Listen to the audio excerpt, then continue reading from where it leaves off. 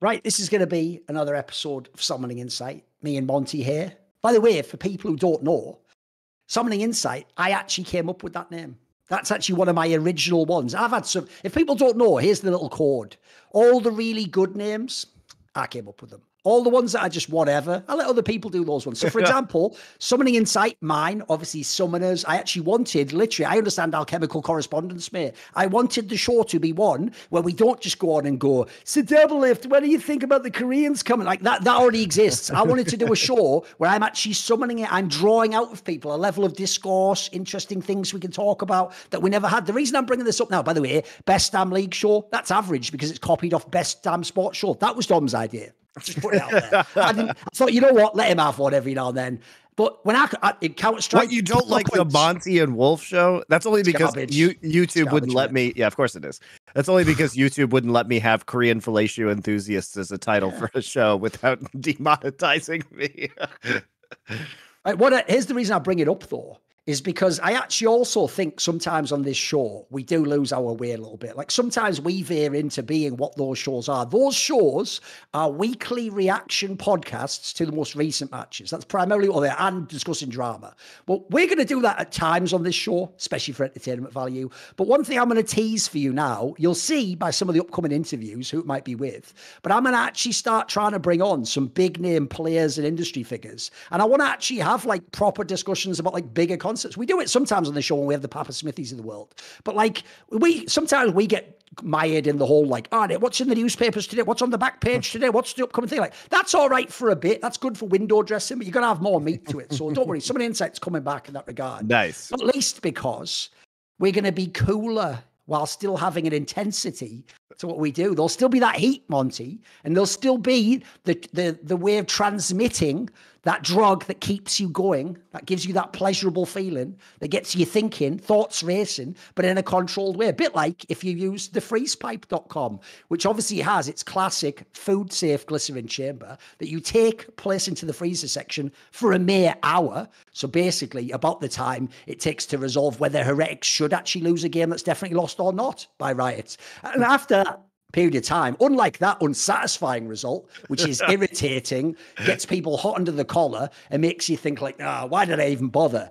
When you actually try using your freeze pipe chamber to cool the smoke by over 200 degrees, you will have a much more pleasant experience and you'll be able to just get the best out of it without the downsides. Wouldn't everyone like that? Well, I tell you what everyone else would like, to spend less money to get said freeze pipe. So you can get 10% off with the code LFN at thefreezepipe.com. Thank you to the freeze pipe. Yeah, they're back. They're back for many more months of supporting LFN. Thank you, guys. We'll do one of those videos soon. We'll do another one where me and Monty, because we've got some more content like we've been teasing. We'll do some more ridiculous content we look at. Yeah, that sounds really fun.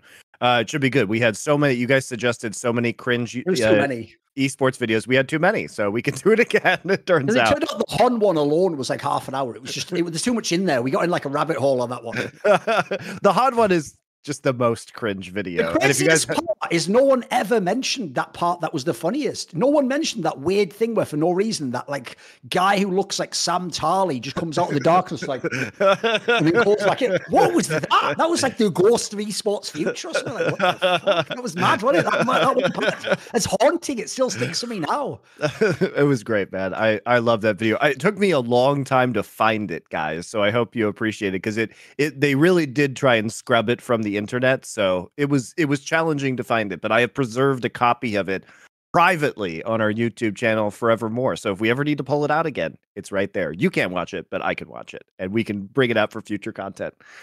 Also, guys, I've been noticing a lot of you haven't been subscribing to our channels, which is super lame of you. If you are watching this and you aren't following on Twitch, you're not giving us Twitch Prime subs, you're not subscribed on YouTube, can you please do that? It really helps. Like the video. It's not fucking hard. Also, we have new channels.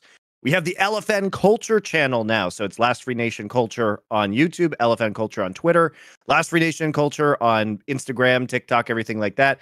We've got Doe and my new show, Nerd Legion. We just today released another episode about Strange New Worlds for Star Trek and Secret Invasion for Marvel. This week, we're doing Indiana Jones. And we have a new show coming out to that channel soon with me and Richard and Thorin. So that's going to be a movie-based show that we're going to start next week. So you probably want to give that an old subscribe over there. Basically, if you enjoyed that discussion we had about like James Bond or some of the things we talk about in the Discord questions, it'll be like that, but an hour long, basically, about like a movie. So if people don't realize, I mean, to toot my own horn, because fuck it, I'm the best at playing the instrument, I'll just say this. People always think, you're just some nerd who only knows about like esports. First of all, you don't even say CS there, do you? Because I know loads about League of Legends and Dota and StarCraft. It's not that though. I'm the same in every field I'm in. Drum and bass music, like new jazz, whatever, like StarCraft, obviously fucking literature, comics, anything I go into, I go super deep on a horizontal aspect first, and then I go vertical onto all the interesting stuff. So I've always got my own take on everything. Like people might have seen nowadays, I sprinkle some sports takes on Twitter. They trigger you, don't they? Because I'm me in every sport, motherfucker. That's right. When I go into basketball, I do think LeBron James hella overrated, invention of the media. Tom Brady, child please, he was just a fucking knight on the board. Who was the guy controlling the chess pieces? Who was the one converting pawns into queens? Yeah, exactly. Think it through. A-Rod, don't give a shit about baseball. We're talking quarterbacks, baby. Quarterbacks. Yeah, exactly. I could go all day, but this is so Insight, though. We're back in the esports world. Now, that's for the culture channel. And if you want to get more, you better subscribe. If you don't, fuck you. Fuck your whole lineage, and you'll get nothing. You get nothing, sir. You leave with nothing. Exactly. Willy Wonka. Shout out Gene Wilder. Not Johnny Dead Depp. now, of course. No, the Johnny Depp one was just fuck with it. I can't even handle the fact that they, sometimes they just recast people in movies that should never be recast. Like you can't recast Gene Wilder as Willy Wonka. You can't recast Robin Williams as the genie from Aladdin with Will Smith. Like, no, there are certain roles you just can't do it with. If you did a better job, you could. The problem is, like, Johnny Depp just wasn't it for that role, was he? Like, you need someone where they have to be, like, a little bit sinister, but they've got to play flat. That's not Johnny Depp's character, really. Like, he's just always the leading man, isn't he? So it didn't work in that movie. It was just garbage. And also, I'll just say this. Maybe people will get it, maybe they won't. His whole personality in that movie is just LS. He's just some sort of effete character, like, oh, well. It's like a sort of a slightly quirky guy just going from place to place while things go all fucked up behind him. Like, spoiler, watch that movie again. It's going to blow your fucking mind. And that's the lens. There's the lens for you. LS and the Chocolate Factory. That's what I want to see. Exactly. I'm breaking out now. I've got to get its Korean skincare because of all the chocolate. What the fuck? You don't believe it. Now the skincare's given me an incredibly rare, obscure disease that I need to get some extra treatment for. You won't believe this, Monty. There's a whole industry giving me a never-ending cycle of treatments, all for money, and it never bloody ends, does it? What's going on? Tell you what, the shopkeeper beats a lot of players. Man, like the Korean health industry beats the shit out of LS. They're taxing this motherfucker like shit. It's insane. All right, you want to talk about Faker's injury? Because that's probably the hottest topic this morning. Well, this afternoon. Even though it hasn't come out yet, you're already loving that in competitive edge. You already, before it was official, did make a bet against T1. Like, you've already nailed that one. It's in the back now. You did it. I got Gen G at 1.5. Let's go. No, it's like twice as likely to win, isn't it? Yeah. What's funny is we're going to talk about this, but because I just woke up and the games happened overnight, I actually haven't seen DRX versus T1 yet, but they did get clapped 2-0, and they did have to run Poby in the mid lane. And Wolf and I talked about on the Monty and Wolf show about the possibility that this might happen. And it looked like Carrier's been playing mid lane in solo queue, so I don't think they're going to stick with Poby in the mid lane. Oh, people don't know. Apparently, yeah, Carrier's supposed to be one of those guys, a la people like Madlife, that actually have the mechanics where they used to play mid or whatever as like an off roll, and they can actually do it supposedly. Hence why they're so cracked at support, right? Yeah.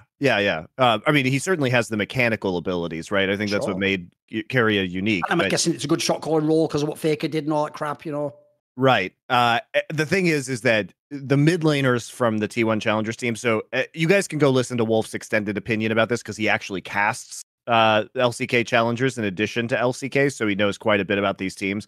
But they are just really quite bad, apparently. I am not a Challengers watcher, but they're the second worst team in the league by record. He said the mid laners are really underwhelming, so there really wasn't a good backup for Faker. And so that's why they just lost to DRX, who's absolute garbage. They're not vaguely good. DRX has gotten better since they put Juhan in. They've gotten better. They're not good though, are they? They're not going to be in the playoffs, Monty. No, they certainly aren't 19-2 kills over T1 good, which is what happened in the first game in 18-6. And honestly, like we talked about this too on Competitive Edge, which is over on the Esports Bet YouTube channel that Thorin and I do, which is like I don't think very good advice. Turns out it should be out soon. But yeah, you really want to go check that out, because if you are making wagers on these matches, we basically called that this was probably going to happen. Either Faker was going to play poorly, or that there might be a substitute happening from the challenger roster without Faker's calling and stuff. Yeah, exactly. And that the team really does rely on Faker's shot calling, and particularly his style, because it's his style of propping up his lanes and playing this selfless kind of mid that enables his teammates. And so in the absence of that, if you have a more traditional mid laner, it can become really quite difficult to play the game, because you're losing effectively your whole identity when you lose Faker from this roster. It's not a plug and play. Like, you could take Gumayusi out of this team and replace him, and the team would probably be worse if you replaced him, but they wouldn't be completely wrecked from the inside, like if you took Faker or potentially Carry out of this roster. So it does look rather grim right now for T1, especially because they're playing Gen G later this week. The upside... I'll give you an obvious angle, Monty. Here's the real question this makes me ask. I've thought this the whole time. I agree that T1 found an amazing crop of rookies and trained them up and got them to a world-class level. But here's the real reason why it's never been a true shock to me that T1's lost so many big international finals. Dude, the style and the Faker shot calling seem to be like half of the fucking team. Like, this team, these games are going to prove it to you. If Zeus and Gumayusi are monsters, then show me them just carrying.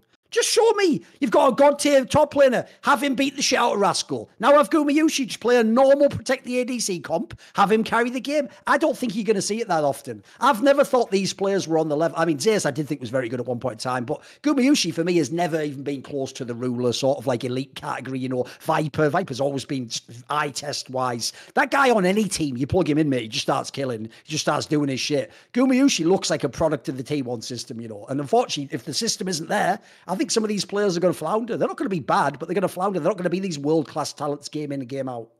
Yeah, I don't think they're going to be as bad as they were in this kind of like very surprising sub out of Faker, because they'll figure out some, I mean, they're good players and they're going to figure out some level of synergy. They still shouldn't be losing to the DRXs of the world.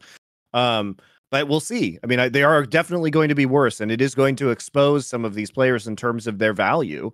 And, you know, honestly, in the history of T1, that's more or less been true of many of Faker's teammates who have left the roster, particularly junglers. Like, how many junglers have been on T1 that have departed T1 that have looked significantly worse in the rest of their career? In my opinion, everyone has. Who's ever looked better? Marin looked way worse. Bang looked like shit in NA. He just looked like an average. The joke was when he arrived, I was like, why is this player imported? He just looks like a normal, just good NA player playing ADC.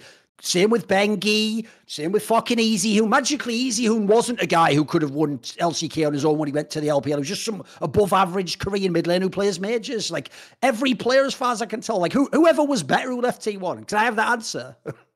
The only joke is the ones they didn't play, like Scout, who never was a proper player. He turned out to be amazing, but that was just a guy they probably actually should have groomed to be Faker's replacement. He should have played support or something, you know.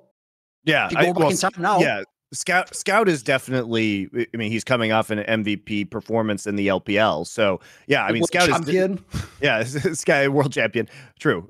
Scout is definitely way up there, but he also didn't have a lot of starting time, as you say. Barely played, like I said. To me, it doesn't even count on that one. I mean, the argument, this is preemptive. The argument could be Cuz, depending on if he can actually keep up this form for the rest of the year and have like a real run at international play, because Cuz is playing quite well at the moment. But again, I'm wary of that just based on Cuz's history and the fact that he has been able to play like a really narrow pool of jungle champions. And also he's getting a lot of help from BDD playing like roaming mid laners. And his side lanes, even when his side lanes are really strong. Even when he was on that like fucking Longdew team that won LCK, he was always the fucking weak point of the team. It was the guy that you know the mental's just going to go at some point, which for a jungler is terrible. Yeah. So yeah, I think that there are quite a few of these players, and you know, I think some people might say Peanut, but you have to remember that Peanut didn't start on T1. He was an acquisition Peanut's peak was Rock's Tigers, bro. Yeah. That was when he was like the best jungler in the world or whatever. I mean, you could make arguments that he was winning title. I mean, he's won 2 titles on Gen G now, right? So he's had some certainly good times, especially the thing, though, mate. This part of his career, like you say, is that he's the role player now. Before people forget, like a lot of great supports and junglers, he was the stud. He was the guy where, if you remember when they used to not have Peanut, they were like, it was like Smeb and Bang have to just carry the fucking game. Then when they got Peanut, it's like, no, we've got a Lee Sin who just fucking pops off in the game and carries and can play niddly and shit. Like, that was the game changer. That's why, sadly, that's why the greatest series ever probably is that semi-final, Rocks Tigers SKT. Because if Rocks Tigers wins that and they won, they were second in spring, they win the fucking summer, and then they win Worlds, they actually would be hailed as they should be as one of the best teams ever. That was their year. That should have been their year. Really was. Yeah. Sadly, that bullshit with Bengi happened, didn't it? He stole another fucking one, didn't he? And he could. His thing, unlike Brady, he couldn't keep getting away with it forever. But whatever. So yeah, I think it is a testament to fate. One of the things that I like about what's going to happen right now is we are going to reevaluate Faker's value as a player and his career as a result of this, because depending on how long he's out, we're going to get some extremely valuable data about how useful he is to his team and how much of a central pillar he is in terms of their play style. And if they continue to lose, it's going to make Faker look fucking amazing. Because we'll see what, it's one of those rare experiments that you don't get to get very often, which is like, you just remove the star player. All the teammates are still there. They're 4/5 of the team. Can they still have a decent performance? And if the answer is they're just going to get slapped by the bottom of the barrel teams in the LCK, holy moly, that's going to say great things about Faker. I never got round to making this video, but I do have the thumbnail. It is something I can do anytime. But ages ago, it was now like 3 or 4 years ago, Monty, there was that video that Apto did on his stream where, because he decided to retire from streaming and he wasn't going to do it anymore, he just revealed his core philosophy on how League of Legends works. And not only was it complete genius, and he was actually the genius anime prodigy who should have been a top player and one of the best ever, but it turned out Faker was doing it and understood the principle, Monty. Essentially, the concept was called attention bandwidth. And what he realized was this. What Faker was doing in mid lane is he understood that every player only has a certain amount of bandwidth of attention they can have. So the enemy mid laner is thinking about the wave, about the matchup, about Faker's place. So what Faker would do is he would use like preemptive moves when the jungler wasn't there to shield himself by making it look like he was threatening the jungler to come for a gank. Then he'd do like a similar thing later, but as a feint, and the jungler was there, and suddenly Bengi would get the kill off. Now, what's hilarious is once Apto explained this, you see it completely, and you're like, oh shit, that's what Faker was doing. It wasn't just like he was trying to win lane. He wasn't just being supportive. He was actually playing with this concept to make the enemies make mistakes or not be able to think 2 steps in advance. And what it basically showed was one thing. It was so validating that I have always thought, which is, everyone was like, they almost got it with the nickname. They were this close. Remember Bengi's nickname, the right hand of God? You morons thought he was like God, the fucking part 2. He was the right hand. What happened was Faker was like, come in, go out. Like, Faker was just telling him what to do, you fucking idiots. He was the one microing this fucker. That's why that guy was just whacking times when Faker wasn't that good or the team wasn't that good or he went elsewhere. Like, he didn't have it. He didn't have the secret sauce that Score and Dandy and these guys did. So, to me, that was like, that amazing concept really stuck with me, because it's why I think Faker's had this extended career now. Because if we're going on raw skills, beyond a few games in spring, dude, Faker hasn't been him for legit 6 or 7 years now. A long, long time. If we put him in some sort of aim lab testing thing, Monty, he wouldn't be at the level of some of the elite mid laners. Even people that everyone scoff at now, like BDD. BDD is very good mechanically. BDD is very good mechanically. People thought he sucked, didn't he? Like, this guy was a stud, mate. If anything, his problem was a bit of a choker internationally, and he seemed to have some like letdown issues mentally in certain games. But there's a reason he won 1 billion fucking Player of the Game awards or whatever. Like, when he was on his champion with the right team in just a regular season match, he was a stud. Like, these guys are better players at mid lane, but Faker was a better player of League of Legends. It's the reason why I've stuck with Perks till the bitter end, because it's like everyone who's a coach in Europe says, These guys, it doesn't matter if Perks is good at laning. Perks knows how to win League of Legends games. Mickey X knows how to win League of Legends games. So when you put him on XL, magically XL wins League. Wonder can go to dogshit Fnatic and they win League of Legends games, even with no jungle synergy with the mid and the bot lane. These guys, because they got to that high level where they were just fucking operate, they just know how to win. They're not playing their role, they're playing the game and the map. Right. And it's the same shit that you see with NFL quarterbacks. The value of Peyton Manning wasn't that he was a running threat, right? He's not trying to make plays with his athleticism. It's that he could dissect a defensive scheme, make adjustments, and just play, he's playing chess, and he just knew who was going to be open based on his experience. If you have enough experience, you do not have to have all of the mechanical abilities or athletic abilities of another player, because you are 2 steps ahead of them, and you are creating opportunities for yourself where you don't actually have to outplay someone, because the outplay happened in the macro sense. Bro, right? You remember this? When Peyton Manning was on the Broncos first, when he came back from the fusion neck surgery, his arm was a noodle. He was throwing these soft, fluttery balls that did the spiral, but they just dropped into like Demaryius Thomas's hands. And the only reason they look amazing is because he's reading the defense, he's getting him open, he's running the fakes, he's got the fit, and then essentially it's just execution. He was never doing like Tom Brady to Randy Moss 2007, like fucking 50-mile bombs that he catch. They were never doing that. But the joke is, the reason he broke the offensive is because his brain was just on a higher level. It's like you're saying, he just completed the game basically. I mean, he threw 55 touchdowns in 2013. Like if you go and watch in the early days when he's with the Colts, mate, he's a stud. That's when he's got the rocket arm and he can throw anyone open. Like he's not trying that later in his career. That's what we're talking about with players like Faker. And the other one I always give the example is Xiao Hu. Xiao Hu's another guy where, especially on those old RNG teams, I think that's genius, some of the things he did there with those MSI wins, mate. That shouldn't... If you make like a 30 for 30 in esports, you'd make it on that. How did this guy do it? He roll swapped, he won his mid, he won with Gala when he was a rookie. He could just do anything. He could just do anything he wanted eventually, because he was just on such a higher level than the other guy, because the other guy was just playing mid lane. Yep. You know, the other guy was thinking, it's a shame into Oriana. Xiao Hu was like, right, and then later in the game, where's the pressure going to be? And what should we go for the Heralds in this game? Should we not? Like, he was on a different level. He was sadly, the cliche is overused. He was playing checkers, and he was playing chess, and they were playing checkers, as the old cliche goes, right? Yeah, and I think too, what was so impressive about Faker's performance in this year is we say that Faker hasn't been the same player since maybe 2016 or 2017.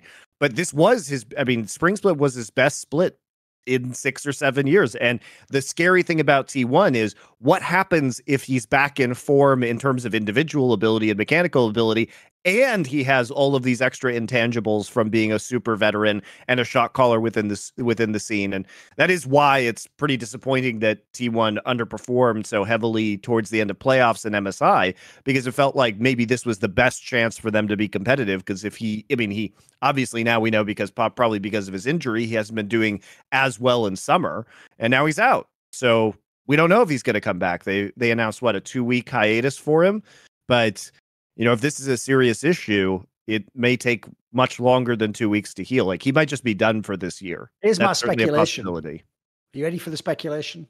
Yep. From knowing Korean players and knowing the mentality over there, and especially knowing that when you're the old horse, it's like fucking Animal Farm, mate. You get sent to the glue factory. They don't just fucking let you gracefully retire. It's not Korean esports. I would speculate this is part of why Faker's been playing this style these years. If you know these injuries, Monty, they don't appear out of nowhere. You don't wake up and go, my wrist is broken.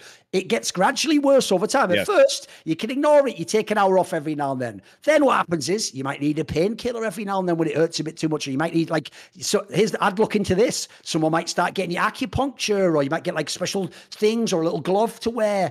And then eventually, because you can never have the full time off you need to, like a real sport, like in sports, if you tear your rotator cuff, you disappear for a year and completely rehab it. You can't do that in Korean esports, and you cannot do that if you want to have a esports career, because it's all about now. I would speculate it's probably built up over the years, because remember, the reason that's amazing that people like Flash and Fake It and Joe is because they also grinded harder than anyone ever in the history of the game. Normally, that can only last 3 or 4 years before you're just done. Like, either you get an injury mentally, you can't handle it mentally, quickly, or you physically get injured and you just fucked. Like, if people don't know, that's another reason why I speculate. Say if you did the match fixing, he already was known to have like loads of wrist pain. So he could still be brilliant at the game, but he knows the more hours I put in, the more it hurts. It's like it becomes a negative feedback loop. So I would speculate this is probably something that was already coming eventually. It's just like, and also spoiler, is it a coincidence that he now steps out right when T1's looking a bit sus? They've sort of dropped off. KT and Genji are about like, this is actually the perfect time to come out, Monty. You come out now, you've still got time to come back, make the playoffs.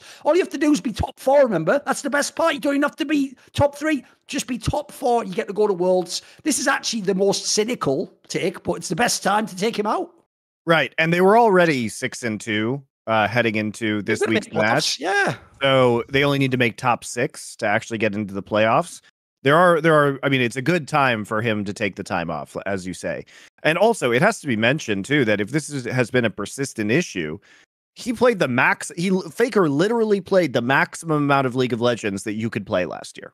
There is, you know that stat that if you players like LeBron or Kobe, the other reason why eventually it's going to end is because you keep making the playoffs every season and going deep. Like, you know, when you add those up, it's like you played like 5 extra seasons in your career, you know. Think about this, guys. You know, he played in both LCK finals, so entire LCK splits, every possible basically playoff match, finals of MSI, world finals. He played every single possible game of League of Legends that you could play. And that literally adds, you know, the difference between being a team that doesn't make playoffs domestically and one that goes to both international finals is 3 months or so of competition. It is a lot. And, you know, international travel, it is really, really rough on players, and the amount of additional time, practice, everything. It is probably, you know, hundreds, it's probably like thousands of hours of additional play and practice. No joke. So, I mean, it can be really rough on these injuries. And that has been part of Faker's career, is that the more, you know, over a 10-year career, he has gotten very, very, very, very few breaks because he's been at so many international events. T1 has consistently been deep in these playoff runs. So it's been tough. Anyway. KT Monster is the best, so just enjoy it, embrace it, accept it. I am enjoying it. Fear it. It's inevitable. I am enjoying it. I am very much enjoying it. Although the pleasure is going to be lessened, Thorin, by the fact that they don't really have any competition. Hanwha is exploding with the Clid scandal. D+ looks like garbage. T1 now has Faker out. Genji has some very serious flaws. Like LCK appears rather weak as a region right now, because even the good teams, or the teams that should be playoff contenders, 2 of them are now having roster crises. And that makes you feel really bad. And Genji, even though they're 8-0, sure don't look like an 8-0 team, you have to say. And what's scary, Thorin, is after this week, they're going to be a 10-0 team. Do they deserve to be a 10-0 team? Absolutely not. But they play Live Sandbox, and then they're going to play a weakened T1 without Faker, and here we go. So now we have to live through Doran's egregious top lane laning phase inting, and nobody being able to actually punish it, except for maybe KT, and we don't get to see the KT Genji match for another 2 weeks. It's rough. What I'm going to say is this. You know, I have my own critiques of Chovy, and I still think there are areas where he has like a different conception of League of Legends than maybe I do. But all I'll say is this, right? Let's just run down that team. So Monty just told you, Doran was never him, and he definitely isn't now. He's just average at best, and quite frankly, he has clear flaws that in a normal team, he would be getting exploited. He would be getting fucking ganged in that top lane. Then you've got Peanut, who hasn't even attempted to be a strong mechanical player for years, just plays a couple of champions, somewhat draft locks the team even, but has some shot calling. Then in the bot lane, you've got a rookie ADC who's pretty good, but he's still a rookie, and you saw that internationally. And then the support players, just all right. Sometimes he's good. He's certainly no carrier. It's only Chovy, you fucks. Like, look, he has flaws, but he is an exceptional fucking player. What people forget about him, it's why I do compare him in the class of the Larsens and the Froggans. Here's what you guys don't get. Because you're only looking for the flash and the ceiling, you miss the flaw and the consistency. Chovy's consistency is fucking a masterpiece, mate. He might have the odd big memorable fuck up in a playoff or an international game. You put him in regular season games, this guy just churns out fucking Rembrandts, Van Gogh. He's just an old master. He's fucking unbelievable. I think for me, first off, I think Pays actually is in the MVP conversation. For anybody in Gen G, I think he's shown some really, really top tier games. And for a rookie, he's doing extremely well. He's also even doing well on, champions that really haven't been part of the meta since he has become a professional player. We got to see some really good Kai'Sa games from him, including the kind of hybrid AP Kai'Sa build that was able to pull out a really a big win versus Brion when they were kind of they were struggling versus Brion, but Brion's also a better team than their record would imply, which I think you'll probably see this week when they play 2 matches against KT. But Pays has been good. Delight also is low-key very good. So I really like their bot lane. And Peanut, I think the issue with Peanut is that he thinks he could play more champions than he actually can. To your point about him being mechanically good, I wish we saw fewer Kindred games from Peanut, for example. I wish he was more in the let's stick you on your strongest champs in the pool, like Cuz, and kind of limit him a little bit more. People will point out that he's been winning a lot of games with Kindred, but Gen G is just a very good macro team and can pull out these victories. Thorin at least has been good in team fighting. If he could stabilize his laning phase a little bit and just play a little bit more conservatively, I think he would be serviceable. But if he makes these mistakes against either Keen or against a top Chinese top laner, it's going to be very, very difficult. Like, you just don't come back against Bin or 369 by dying in lane in the egregious fashion that he often does. And the other issue is that every time Gen G, not every time, but many times when Gen G gets ahead, they will throw. Peanut will overextend. Some player will get caught out. They do have a tendency to allow leads to escape them. And oftentimes they're able to come back from their own throws and still win the games. But the margin of error is going to be really low against some of these LPL teams. The LPL looks fucking great right now. LNG had a huge week this past week where they have been, I would say, maybe not super convincing since they added Gala, or not as upgraded as we might have thought since last split. But this week they clean swept both WE and OMG, and they looked way better. So if LNG becomes a very good team alongside OMG, I have less faith in Weibo because I think that they are really inconsistent. But LPL is fielding 5 extremely good teams right now in Billy, JDG, Top, LNG, and OMG. These are all very, very good teams. And it's going to be hard, I think, for an LCK that looks pretty weak right now, looked pretty weak at MSI, confused. And then now they've got player issues with some major potential, key players in these rosters. That it's going to be tough, man. Like, we are moving towards a world where KT may be Korea's only hope, and that is scary. That is scary if you're a fan of Korean League of Legends. I mean, the real problem is this. I actually have the analogy for you. I never had it before because I didn't know this about Valorant. But when I did an episode of my show on my channel with Geo that I did, where I had as a guest Sean Gares, who obviously comes from CSGO, but has been super deep into Valorant from the beginning of the beta. He told me the difference to him between Valorant and CSGO, and this is why basically the Korean team in Valorant just can't win, even though they've got really good players, is they play like the CSGO meta. And in CSGO, the old rule goes, the team that makes the least mistakes wins the game. Whereas Sean Gares said in Valorant, because of like the abilities and the counters of comps and stuff, and your shooting aspects, so you can play aggressive, he said it's more like you should actually gamble and take chances and you just push the envelope. That's what League of Legends has been in the LPL era to me. Yep. It's still like this now. To me, what the Korean teams didn't figure out, and BLG beat them, but they would have lost to JDG if they got through that low bracket, was it looks like JDG just doesn't stop fighting. It's like, that is League of Legends now. What you do if you've got a really good team and really good star players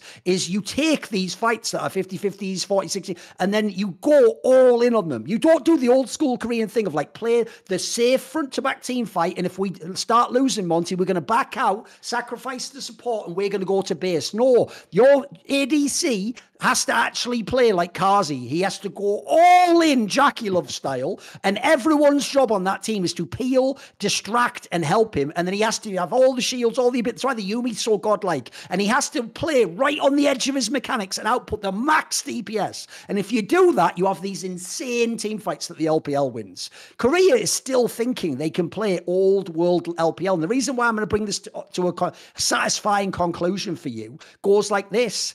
When I had Chopra on my Daring Minds show, he told me something similar. He said there was a guy who came from StarCraft, who was a commentator on the VCT Pacific broadcast in Korean, who said, because he's never done FPS, he said, I don't understand Valorant, because when I watch StarCraft, I know almost every time, because essentially mainly the computer micros the bit. He goes, I always know how many zealots kill, how many marines, how many like tanks kill, how many lurker. He said, but the problem in Valorant is I see the scenario, two agents meet each other, they're at different settings, but then the skill aspect of FPS games means suddenly the guy I thought wasn't going to win wins, and said it doesn't make sense to me. The problem that he's betraying there is not a problem with Valorant. It's how Koreans conceptualize esports games. This is getting to what I was talking about earlier in the show, what I want to do on these shows. Basically, what Koreans do is they try to boil down, find the most efficient plus EV way to play the game, and then they all iterate and try to execute as perfectly as possible.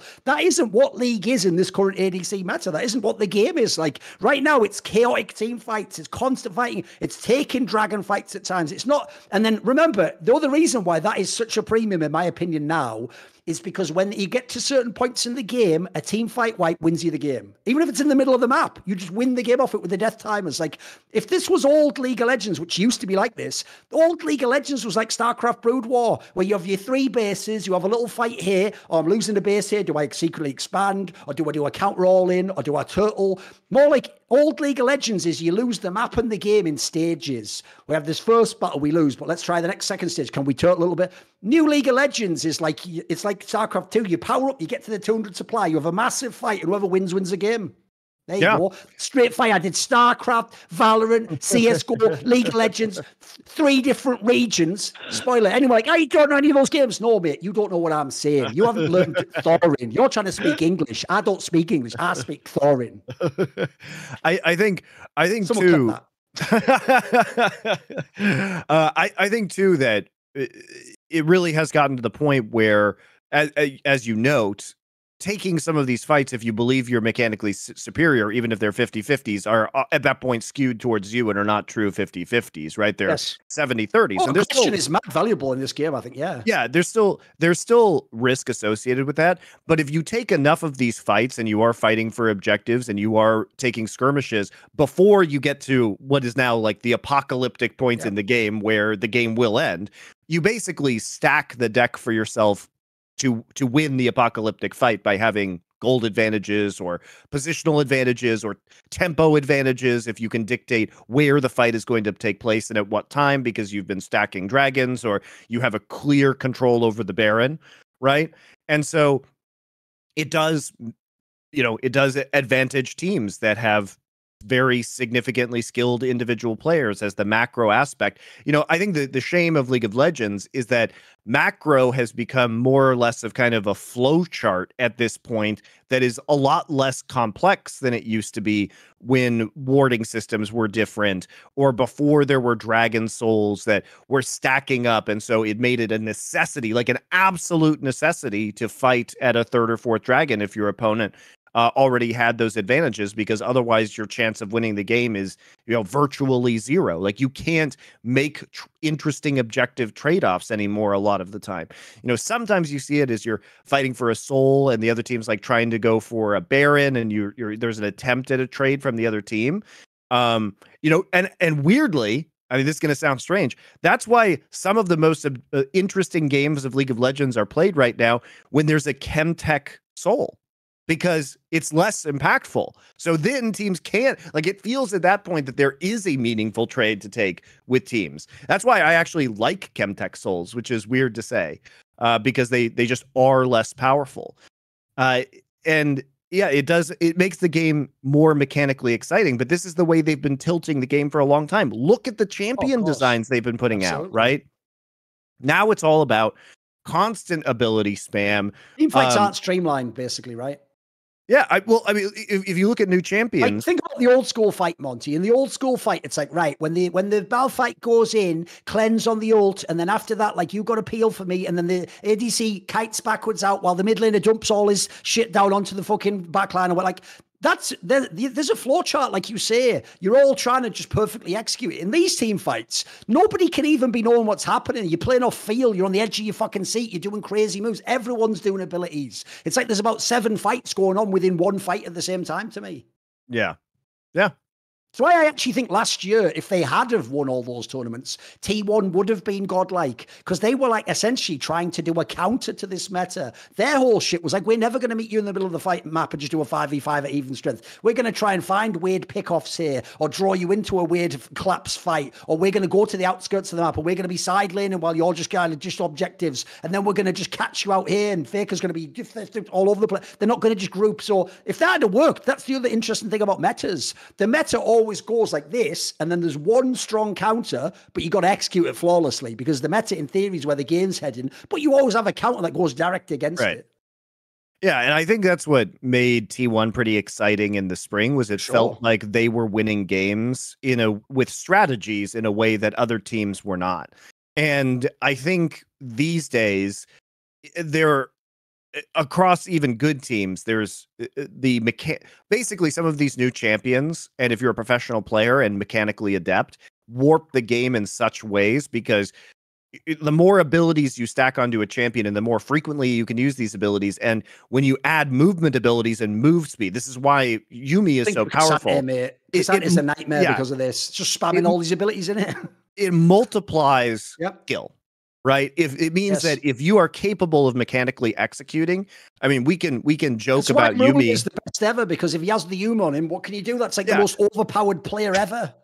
when you have a bunch of additional move speed through Zeri and Yuumi, if you are really adept mechanically as a player, you can simply dominate. I have said for many years that in any esport, move speed is the single most broken ability at the professional level. That's why you have to be very, very cautious with it, because what move speed does in any esport, whether it's FPS or RTS or MOBA, is that it allows you to, especially with a coordinated team, beat the other team to the punch. And if you are very skilled mechanically, it allows you to squeeze more and more out of your individual character than other players could. And it's a big problem. And that's why Riot really should be, I think, more cautious, because even though it is very flashy to watch and it's mechanically impressive, it does change the fabric of the game, and it will always push the design of the game to favoring mechanical players over strategic players. And I would just prefer there to be more balance in that regard. The real problem is this, Monty. The problem is they also here's what Riot Games did. Riot Games is a 7-year-old kid who said, yeah, like chocolate and vanilla is good, but imagine if I combine all the flavors, chocolate and strawberry and vanilla and raspberry ripple and rocky road, and you know what you end up with? Just a fucking shitty mess that's all blended together. The roles aren't distinct. Like back in the day, what you're talking about is why almost every ADC had to build Phantom Dancer, because that was how they got the speed up to do all the attack speed or whatever, right? Then you think in the modern day, how were they able to make ADC viable again against these million of fucking Gale Force? Like, they actually have to put things in the game that balance these roles out against the other ones. But the problem is, in the modern day, I actually think every role's just become too much, like too many abilities, too much spam. What used to be great was what I was describing earlier, where you had streamlined abilities. Like, the tank in the fight can do a couple of things, and he has to do them really well and at the right time. The jungler has to sort of like pick his spots and know when to go in and out. The support better not die, but he also better be in range to power up this ADC to do the consistent damage. The guy who's the mid laner can't go in and dump a flash immediately in Zhonya's, otherwise he's fucked the whole fight. He's got to hold the Zhonya's, but at the same time, he's got to get ready for the right angle. That just made it beautiful. It was an art form then. It was all these distinct roles which coexisted together. Unfortunately, they've lost their way in that sense. I agree. They may be, the problem is, I think Koreans basically broke the game and they made it too extreme. So the problem is the response from Riot was just make it more of sort of like a just crazy fight. And that has an appeal. It has a raw, visceral thrill. But I do feel like some of the bigger macro elements feel a bit lost. Well, you have to remember that they are intentionally balancing this game to appeal to a younger audience, right? And the young as game, I think it's in lockstep with general game design, but people want more flashy abilities. People want a faster pace of game, right? I mean, it's the same reason I think that we've seen RTS decline as an entire genre. Of course, it's too hard. Even well, it's too hard, and like even though RTS is insanely mechanically demanding, the mechanics of RTS are not very fun or flashy in the first usually like 10 minutes of the game, right? It's a lot of macro, and macro isn't sexy to the average player or the average viewer. They want the rush of outplaying somebody mechanically, and so Riot has been very heavily pushing into champions that can do that. I mean, we're not seeing even the designs like bro. Oriana, right? Even the which dragons, is about positioning. Even the dragons mean that when you're fighting, you gain an actual buff to your team. The old dragon just gave you money. Now, what? Like, if you're stupid and you win the dragon fight, but you don't do anything good with that money and you just don't spend it well, you don't gain anything from that. You can strategically fuck up getting the money. You can't fuck up getting the dragon, Monty. If it's a good dragon, you just don't get the dragon. Like, Riot accelerated the game like fucking Mario Kart with little accelerator pads. And then they also made literal just like win the game buttons like Baron and stuff. Yeah. And they made it for look, it's a Zoomer generation. We're in Fortnite now, mate. And they made it intentionally more snowbally. Yes. And they made it intentionally simpler. It's like, you have to go to this dragon fight now, because if you don't go and they get soul, you lose the game. And so the long death timers, they don't want you to have in solo queue a 40-minute game. They want you to be in and out in under 30 minutes. That's what Riot wants. And I think that kind of works in Wild Rift, because the game is designed differently. The problem is that the original game of League of Legends was not designed to be a 25-minute game. And so there are still vestiges of design. That's why I think it feels so weird right now, is because the initial part of the game and the laning phase, because it's a very discrete laning phase that they've designed to last 14 minutes now with turret plates. And even though they've been starting to roll that back, you'll notice those teleport changes. Oh, now teleport's unleashed at 10 minutes instead of 14. So they've started to make it a little bit more possible to play the map in the early phases of the game. This year, compared to what they really wanted was like a 14-minute laning phase. And I think that's because most games, I think if you looked at solo queue, probably 90% of games, you can tell who's going to win at 25 minutes into the game, if the game is not already over. The snowball is just insane. And I think that's what they want. But it's also in contradiction with some of their other design of the game, because how can you have a game that ends at 25 or 30 minutes when half that game is just locked into a laning phase?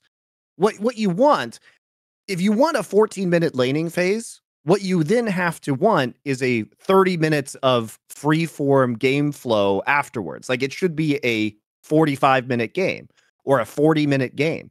You don't want 14 minutes of laning phase followed by 10 minutes and then the game is decided. I think that's the problem, is that it feels very locked in. And by the time you get people out on the map and you get to the team fighting stage of the game is over. And it ends basically instantly. It's also ruined, like you're implying here, the beauty of laning phase. Like, I liked it when some games have an extended laning phase and you really get to see the chess match. I also liked the world where, look, I hated it when you had that period where junglers like barely ganked because of like stupid, like some of the changes they made to the jungle. But this is the opposite now. Now they gank too much, mate. Like, especially like, this is why top lane, I've always said the last 4 years, is a nightmare role. You're going to get ganked unless you're the one that's snowballing. It's going to happen. You're in a massive lane and they're just going to come for you. So it's like, the ganking's too much now, mate. I think they've gone too far the other way. Oh yeah, it snowballs really quickly, right? Because with Sejuani, if you're playing Renekton or Jax and you have like Renekton, Jax, Sejuani on your team, the jungler comes up one time. Okay, well, you maybe die. You definitely lose flash if you're the enemy top laner, unless your lane is in a very favorable state or you have a counter gank coming in. And then they know that flash is down and you're just a sitting duck. You're just a sitting duck for the next You know, 5 minutes. the casters do that thing where the jungler does it perfectly. He goes around the vision and he didn't have a ward. And then they go, oh, he's going to die in top lane. He has no flash. Like, yeah, do point out to the viewer that he has no choice. He can't just sit under his turret while the wave's up here and go, well, I'll just wait however long flash takes. They give me a fucking break. Like, in that scenario, he has to gamble, Monty, that, like, even if they kill me, you do something on the other side of the map. Like, Joe the jungler, you gank the bottle in or something. That's what the top lane is now, guys. Yeah, and players have gotten very good at execution. If you lose your flash in a 2v2 skirmish in the bot lane and the wave state's right, what's going to happen is the enemy team is going to slow push the wave, build a wave into your turret. Their jungler is going to be there. And even if your jungler is also there, if you don't have flash or you're down summoners in bot lane and they have summoners, you're probably just dead. There's not really a whole lot that you can do to counterplay because the burst damage is extremely high, and teams are really good at mechanically executing these plays right now. So, I mean, I think it's rough in the current meta, and I think that this has really been exacerbated by the reset champions that we've seen. Because once you get these good players on a Zeri or a Jinx and they're able to play janitor in these team fights, there is no escape. There is no strategic retreating. It's like one person's dead and Jinx is killing the rest of your team. I'll give you the concept. This is another concept I took from CSGO with how you weapon balance that Valve never considers and plebs don't even think about. The real problem in CSGO is this. Because like League of Legends, even though in theory it's a team game, in solo queue, you're just a guy playing on a team that isn't your team. And you're sort of playing a solo game as part of a team, essentially. Right? So they balance weapons and champions 1-to-1, Monty. How does Jinx do against a Phelios? How does a CZ do against an AK-47? The problem with the team game is when teammates can amplify the strength or reduce the weakness of a gun or a champion, it becomes OP. So, for example, if you saw what happened in the eras when the Tech-9 and the CZ pistols in Counter-Strike were very powerful, people would stack a site with 3 of them. So you weren't an AK against a Tech-9. You were an AK against 3 Tech-9s. Well, it'd be an M4 in that case. It could be CT against T. If you want the analogy, watch what Mad Lions did to win with Kazi. What they did was, Kazi at one point in time was just forcing that busted Jinx, right? And they would just, the way they would play the fight, he was just getting resets all day long. It just made him look like a god. But it's the way his team was playing the fights. It wasn't like he was just 1v9 with a Jinx. Like, they had the right champions and the right style to create those upsets. So he'd keep getting the reset after reset after reset, and then he would look like he had a penta or something. But it wasn't like an old school penta where it's like, oh my God, who's the guy? He dodged, they flashed. It's like the team enhanced the champion and made it look broken. Yeah, and even pentakills these days are But not super impressive. Mate. The joke is, let's be real, we can all say it now that he doesn't play anymore. And spoiler, I think I even saw that tweet where he admitted it was all his fault might have been deleted off Twitter by old Danny. How many fucking pentakills did Danny get? I'm going to guess, no joke, bear in mind Uzi I wasn't playing League of Legends, Monty. I'll bet Danny has more pentakills in competitive than Uzi I. Because Danny played 1 billion games of like shit like Zeri and just was protected in team Tristana, Jinx. Yeah, all that shit. I mean, his famous ones were, shooting fish in a barrel in the Baron bit, where he got those. And it's not to say that he was doing his job. Like, I think he did have some really good plays, but a lot of these were on reset champs where he was set up for it. By the way, I'm just going to take a look at our buddy Danny's totally legit stream and see, because remember, he very importantly is part of the EG Content Creator Collective. Okay, in the last night, sounds Orwellian as fuck. The Content Creator Collective sounds like. And now you're going to start on your level 1 pills, which will sort of acclimatize you to the kind of vibe that we have here. It's fun, but it's a bit chilled out. Yeah, you're going to need a nap now first. Like, give me a break. Go on, they hit me with it. When did you last stream? 7 years ago. April 24th, Thorin. April 24th. Yeah. It is now July. In the past 180 days. Well, it's obviously Hungry Boy Summer because he's just out there. He's just off in the realm, isn't he? He's doing whatever now. In the last 180 days, he has streamed for an average of 611 viewers, which, by the way, is majorly boosted by, on March 20th, I think he got hosted by LCS or LCS Challengers, maybe. Yes, it's the minimum they could do for him, to be fair. He had 4,600 viewers that day. His peak viewers were 7,900 on that day. Otherwise, his average viewers were 214, 28, 51, 162, 357, 358. So under 500 basically all the time. He was playing Lost Ark most of this time. He streamed for 59 hours for 36,000 hours watched in the last 180 days. And he last streamed on April 24th. So definitely totally real that he was going to become an EG streamer, guys, and not complete bullshit from the EG org. So got to give you those updates because otherwise EG just gets away with it. By the way, really weird that there's still no punishment for EG for abusing the rules of the LCS during that substitution, which we know that they did now. Didn't delete the tweet. All I'll say is this. Don't look at me, mate. Go and ask your pal Philip Aram. He runs the Player Association. They're doing walkouts and historic shit when there's injustice. I'm sure they'll get to the bottom of it. Spoiler, I'll just say it here because I don't give a fuck anymore. I'm so sick of people using political, games of I'll just speak in a quiet, soft voice and say all the fucked up shit and I won't get in trouble. I'm just going to say it right now. I believe the LCSPA, as well as Riot, because they made the LCSPA, is part of the cover-up. I believe the whole purpose of that investigation is A, to never finish, but B, say you force his hand, Monty. Say people never stop commenting. They'll just resolve it like they resolved the Lena doublelift one. They'll come out and go, we didn't investigate certain things about his personal life, but in what we did investigate, we didn't find anything. Let's all work together for a better community with mental health awareness. If these guys cared, mate, they'd have done something. Why did the LCS players not walk out when an org basically coerced a player into destroying his mental and physical health to qualify for Worlds? Why did players not walk out on that? I'll tell you why. And I'm going to use his name because he's the bozo who keeps putting his... Because people like Doublelift don't give a shit about Danny. Look, Doublelift's made of different stuff. Doublelift will play through anything. You've seen that. So to him, it's like, wow, I risk my job because you can't hack it.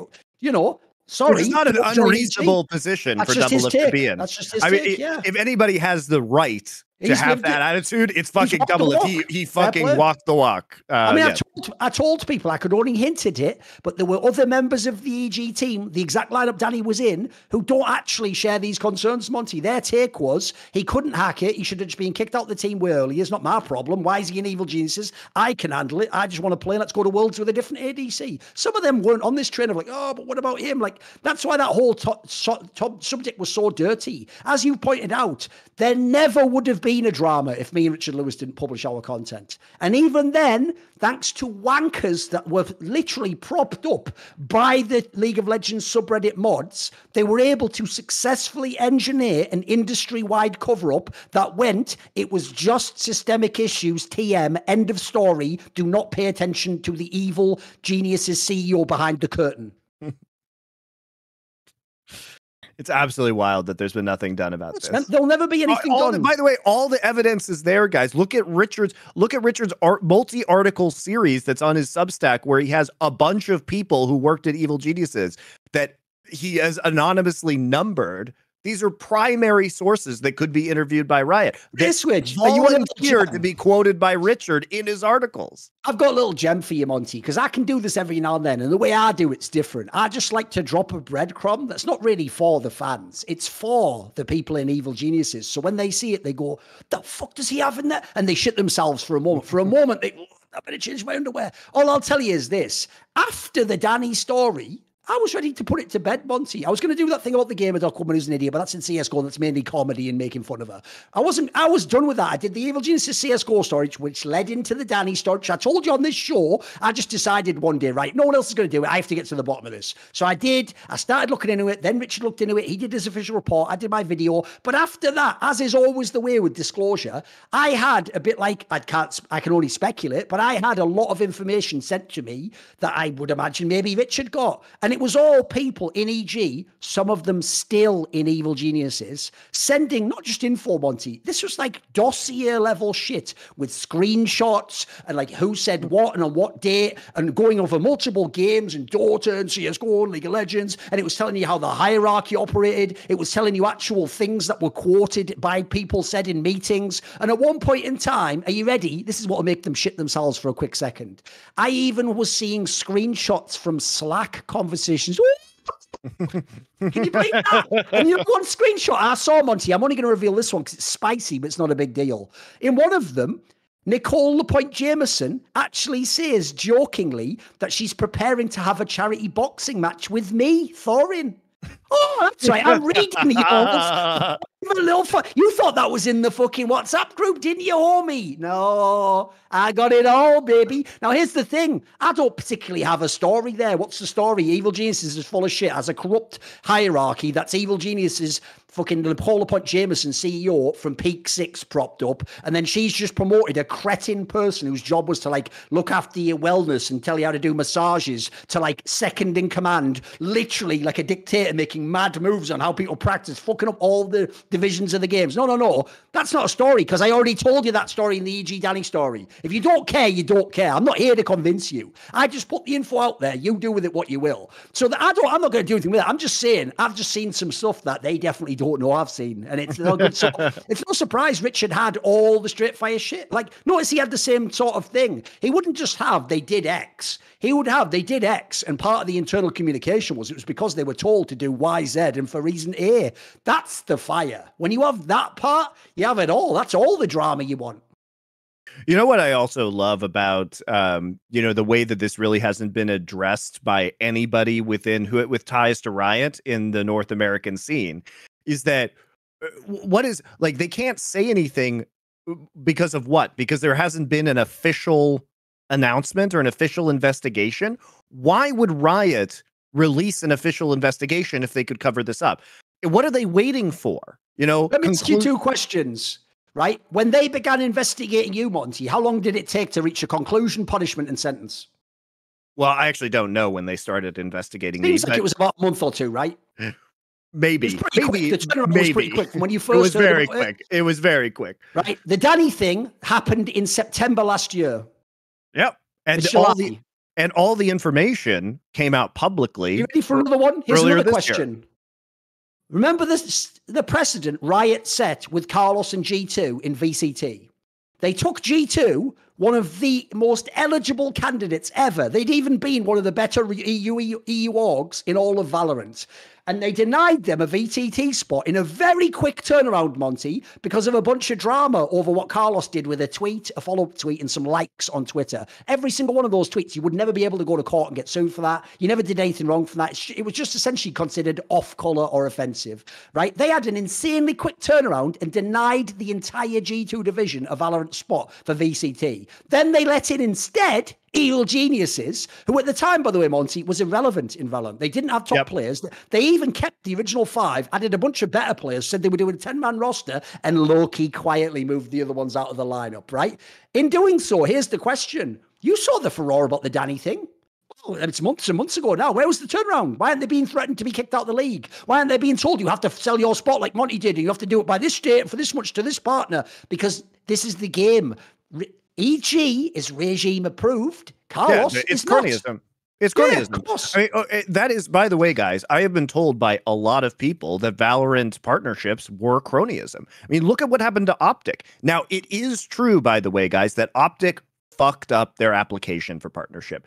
But you know what? When they fucked it up, they came back and they fixed it. It wasn't like Immortals that submitted for LCS franchising and then they submitted a very underwhelming application, then never fixed it, and then they got denied. Optic realized that they fucked up, submitted a new application, and they still were denied out of spite, despite being the best team in Valorant. I mean, and also having insane brand value. Yep. I mean, the Optic fan base is enormous, as we know in North America. And so they still got denied.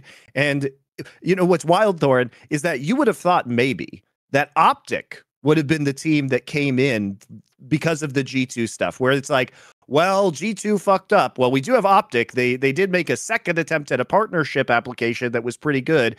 You know, maybe we should put them in instead. No, EG, for literally no reason. For no reason. It's outrageous. Like you said, they were part of the group. They're regime approved. Yep. It's a mixture of the ownership group and who runs the team. The other reason, by the way, why people like Optic probably weren't, and Carlos, is they're not viewed as controllable. They're not people who are playing ball in the same way. Like, here's the other problem they have, Monty. Once you're locked in like EG is, it's a lot harder to kick you out. Now you even have legal issues on your hands, right? You can't kick, they were never going to kick G2 out of LEC But if they haven't yet gotten into the VCT, and this is the secret of how you do biased things, you can have any reason to turn someone down, Monty. Oh, she didn't feel the vibe. They didn't align with our core value. You know, we didn't have the same vision and direction. Like, once they're already in, now Carlos is a massive nightmare for you, mate. He's going to keep saying things if he wants. He's going to keep having battles if he wants. You don't want to, if you already see where it's coming from, it's like, bro, he's already got us over a barrel in LEC. Fuck it, don't let him in VCT. Kick him out. In fact, sort of implied to G2, they need to remove him. And you know what? Are you ready, Monty? Here's how you know now G2's fine. Because who replaced Carlos as CEO? Do you remember? Oh, The Riot Coke guy. He was a former Coke Riot guy too. Yeah. The Coke esports. Well, he guy. literally worked for Riot esports store, right? I believe he worked at Riot Games. Like, they just replaced him with one of they essentially cordyceps fucking G2. And now it's just like a fucking the insect's dead. It's just Riot Games inside, pop it in it, and it's going towards to be eaten by the Riot Games fish. Oh, that's weird. It's all right, Thorin. We're actually playing out the Last of Us right now. We are the last people who are not mind controlled by the developers.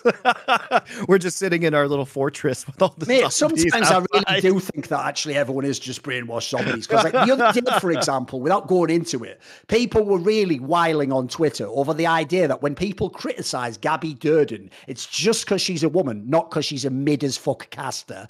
And when people say that Cadrill's amazing, it's just because he's a man. Like, to do that, you have to actually have no eye test, no brain, no ears, and hate men and only love women. That's all you have to be. Because there's no other explanation. Like, that's like saying a Ferrari isn't actually objectively faster than a Ford Mini. Actually, what happens is that's just because you look at the small Mini and you would just assume it's not fast. Meanwhile, you see an Italian sports car, I think it's probably really quick, isn't it? Metro Mini, whatever you call it. Did you see the latest Latigris casting incident where she scribbled all over? She did ask to be referred to as Gabby Durden, so that's fair. okay. She identifies as Gabby Durden now. We're Gabby Durden. Her pronouns are the blood running. Okay, so Gabby Durden. So. Did you see the latest one where she was like scribbling all over the team during the team-winning team fight, or during like the game-defining team fight? It just looked like the fucking casting equivalent of that image of Charlie from fucking It's Always Sunny with the crazy board. Like, it connects together. Like, it's like I'll tell you a secret of the Telestrator right now. You want it to make it very simple. You want it to be very intuitive what you're drawing. You don't want to make it a scribbled thing like that. Now, true, if you only see the screenshot, it's going to look worse. But I saw the live one. It wasn't great. It wasn't great, love. You got to clean that up. I just don't understand something as well. Here's why it's the opposite to what they think. No, it's the other way around. I'm going to say it right now. I think the reason she still has her job is because she's a woman. And the reason I say that is this. Am I missing something? What world-class esports caster was she before LCS? What am I missing, Monty? She never even has any qualification to be an LCS caster. She's aight. She's aight. I don't even hate her, by the way, because I think her personality's all right. I think people go a bit too far with that. But I actually do find, like, her technical skills are fairly weak. Her cadence is garbage. I do think some of that, I think one thing she massively lacks is, for real, get a thesaurus. You need to actually have, like, a nice vocabulary, a great vernacular. You have to be able to flow between words and concepts. You have to know, am I the one who paints imagery, or am I the one who precisely describes? She's all over the place, mate. So the real problem is this. I'll tell you why people hate Latigris / Gabby Durden. It's not because she's bad, Monty. It's because she's being rammed down your throat still. You can't get away from her. You have to actually go and watch a core stream. You have no choice. Now, that's not the case even in regions. Like, I don't like some of the LEC casters, Monty. They're not on every fucking broadcast. They're not in my face every game being annoying. They do some games. It's like, whatever. I don't have to enjoy every game. Then I get the ones I like for some games. So it's not only that she's a woman. I tell you what, it seems to be a primary factor. Well, it's also that they could use Emily Rand on broadcast, and I think it would be far more interesting. Why not do a tri-cast? Why not have the play-by-play and the colour, and then every now and then, when you slow down, she throws in something cool about like the map rotations or how the jungler's pathing? Wouldn't that be sick? To be fair, they have started using Emily on casts, which I think is a good idea. But I think the problem with Latigris or Gabby is that, as we've talked about before, is that she hasn't had a fair shake, and she was brought in to do stage work and interview work and is now becoming a caster. I know she was a caster previously in Smite, guys. I know that. But she wasn't in a tier 1 esport, and she's just been all over the place. So she hasn't been utilized properly or been able to develop a skill set because she's been expected to do kind of everything, which is very weird. It's very weird, guys. It's very weird. So I feel bad for her position, but you also, as part of your career, can't let them continuously make you look bad. Like, you have to push for yourself, fight for yourself, and say, I need to do this part of the broadcast, because there is all this, I think, rightful negative, negative reaction to the casting. Saying, when you fuck up and you make a mistake, that's your mistake, Monty. When someone then says, do you want another go? Okay, a couple of times you say, yeah, I'll get back on the horse. If you just keep letting yourself get put in that situation, eventually you're complicit in it, like you're saying. You're making the mistake too. You're helping these people. You're setting them up to wreck you. Because my big problem, like I said earlier, is this. Don't ever how dare anyone make this about her fucking gender or the fact she's a woman. Do you know how fucking good Pansy is in Valorant? I've always said, if she'd have actually gotten the right partner in CSGO, she could have been she was very good in CS final majors. She was incredible. If you go and listen to like fucking, obviously my old favorite back in the day was Frost Gurren. Thought she was mega, actually. She was really good at doing it. There's a bunch of people that have been world class at casting who are women. Great since being added to the analyst desk in LCS. That's just a shit talking point for people who actually are just tribal about sexes. You do know, by the way, that doesn't even work. You can't have a tribe of one sex, you cretin. Every tribe ever has to be both, because we're complementary. We actually have to have a bunch of men and a bunch of women collectively doing what they're the best at. That's how you make the strongest group. Crazy concept, right? Yeah, you made a point too about Potter on Twitter the other day, where, I mean, you brought Potter into doing analysis work for Flashpoint. She was excellent. Now she's crushing it as a coach for EG Valorant team. It really, I mean, and she was, a player, a professional player for many years. She's a Hall of Famer as a woman, a player, if people don't know. Yeah. She won the World Championship many, many, many times. So, I mean, I do think that there have been a lot of great women within broadcasting over the course of esports, and so it shouldn't be about that. Storming Shocks, there's some fucking bangers out there. What are we talking about, mate? Yep. So I think the issue here, here's what I think Riot is doing, by the way, because I've noticed is that they have been really more aggressive than usual about adding people to the broadcast guys. So they've been giving a lot more people opportunities to cast. Like, we've seen more of Raz casting these days. So a lot of the analyst desk people, or analyst couch, whatever they're calling it, have been now cycled through. They're starting to bring in some of the academy commentators as well. And guys, what they're setting up for is they're setting up to lower caster rates. This is what you see because they introduce chaos. This is what broadcast companies do. They are introducing chaos to see if there is a difference in the viewership from game to game based on which casters are there. And so that's why they're calling up these people from Academy. That's why they're shifting up all the casting voices that you hear, because they are gathering information to see if they can be aggressive in terms of cutting budget and people. That's what they're doing right now. Because essentially, what they are going to learn, I think they're going to be right, Monty, because we learned this in CSGO, right? In theory, the reason you had to hire me is because I'm box office. Now, it's true, I don't work with the two big TOs now, but the reason you had to hire me is because I'm not only going to be good anyway, but I'm also really, like, even the high-level people like me. But what you find is, 99% of the viewers just watch anyway. So as you're saying, why deal with my bullshit? Why deal with me asking for higher rates or not? Why not just get the next guy who's a 7.5 out of 10 and he's willing to just do everything you say and for half the price? Yeah, why not? And why not? Here's a great question. Why not hire people? You can hire a smaller group of people. So if we can see people on the analyst couch who are also casting, well, they just spend 2 games on the cast and 3 games on the analyst desk, and you pay 1 daily rate for that. The daily rate doesn't change. What happens if you bring in casters like Cubby, and just not throwing shade at Cubby, I think Cubby's very knowledgeable, from NACL, and then he comes in and you can pay him a lesser rate because he wants the LCS shot. And by the way, guys, this totally makes sense. He was on the NACL though, so he has no fan hype. Like, the joke is more people have seen Bigfoot than him cast. That's true. That's true. But if it doesn't affect viewership, Thorin, and he's good enough, why not? You pay him less money. And this is important because I tweeted this out, guys. CBLoL is now ahead in viewership compared to LCS. And guess what? It wasn't just in summer. It wasn't just in summer. Guess what? The entirety of the spring split, CBLoL had higher viewership as well. It was barely higher, but it was higher in all the metrics that matters. Peak viewership, peak concurrent viewership, hours watched, approximately the same number of hours broadcast. And the gulf is now widening in summer, guys. It's now widening. As of last week, CBLoL had basically the same number of hours on air, except they had higher peak viewership. They had higher total hours watched. And this is a huge, huge problem for LCS. I will give you one thing, though. You keep saying combine them. I'll tell you the one thing that you don't realize you are doing, though. You are summoning the demon. Like, you do understand. You know what it's like in LEC, Monty, where if Mad Lions loses, then all the fucking Spanish fans who are fans of fucking El Yoya and all the French fans of Niski go fucking mental and there's a civil war. What do you think is going to happen when Brazilian fans come in? Start watching LCS, mate. Get ready for fucking weekly fucking civil war. It'll just be going fucking out. Look, I'll be reveling it. I'll be loving it. I'll be farming those. But other people will break. Doubles doesn't know this yet. Try talking shit on Brazil, mate. Then you'll see what a backlash is like, homie. I've trended for weeks at a time. I was once trending above like political shit that was happening in the world.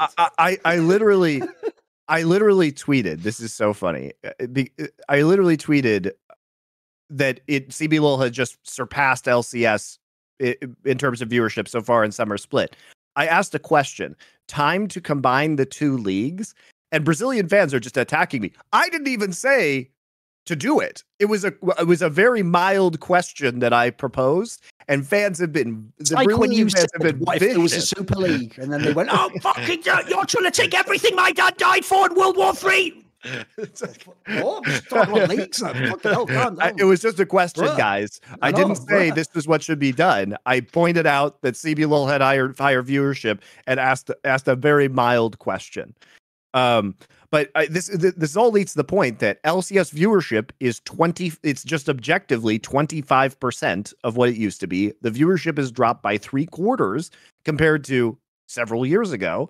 And it is now being beaten by Brazilian viewership. And we can make tons of arguments that Brazil is a better esports market than North America in terms of viewership. Like that's probably true. Per capita, there are fewer people in Brazil than in North America, yet they're outstripping us in terms of esports viewership across many different esports, not just League of Legends.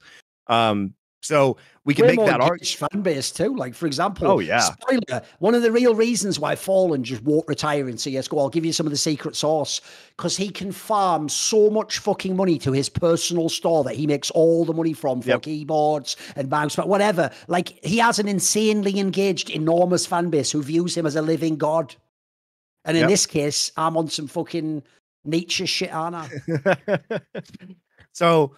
yeah, I think this is a big issue, but where does the future of the LCS go if they're now, smaller than Brazil? And for those people who are asking, yes, those numbers do include co-streamers. They include YouTube, they include Twitch, they include all co-streamers. You can look at the numbers yourself on ES charts. They combine all viewership across. And by the way, Thorin, did you know that you can't even co-stream CBLoL? Imagine how big it could be if some of those massive Portuguese-speaking co-streamers got involved, because we know they're absolutely enormous in Brazil.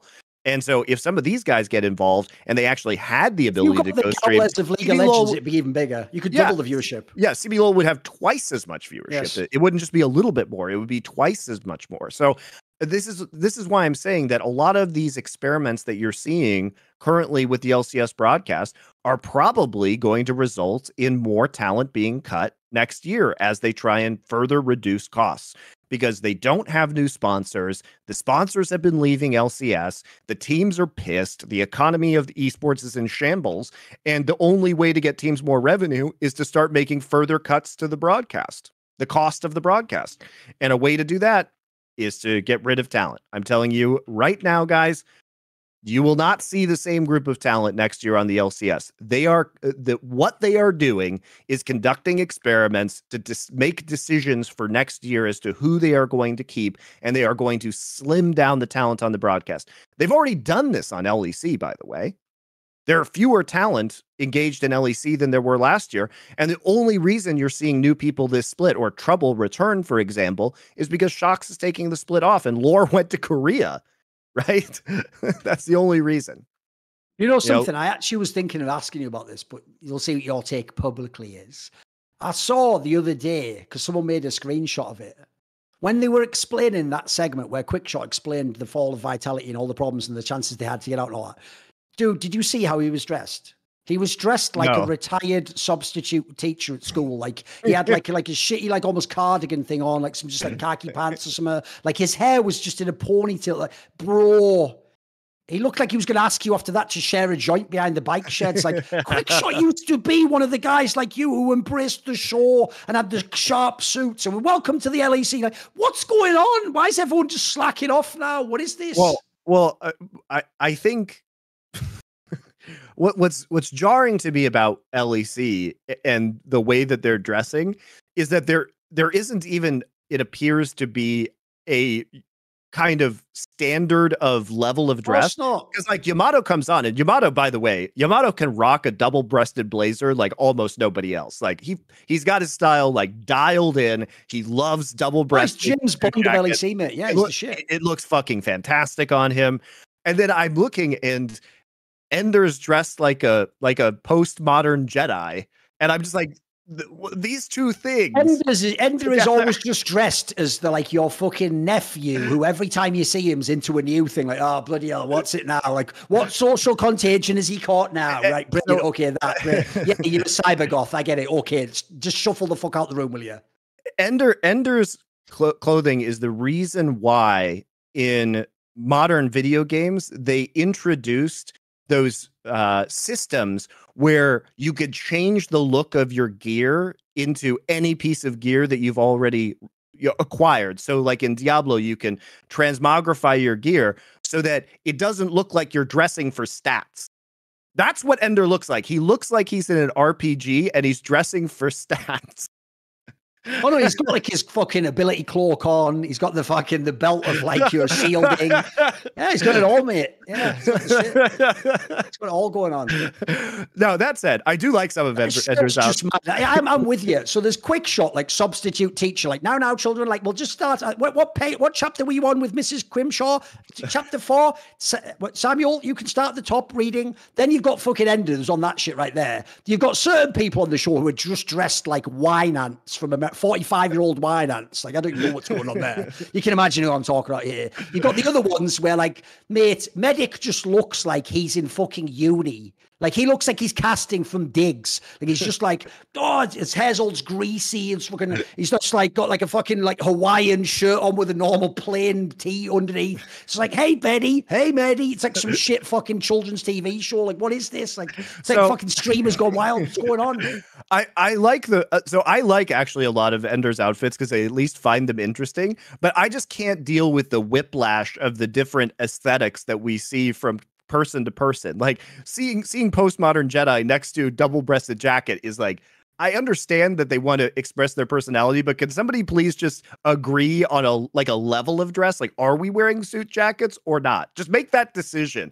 because it just keeps getting weirder and weirder on LEC the longer it goes on. It seems like they've like kind of lost all control over the aesthetic of the broadcast.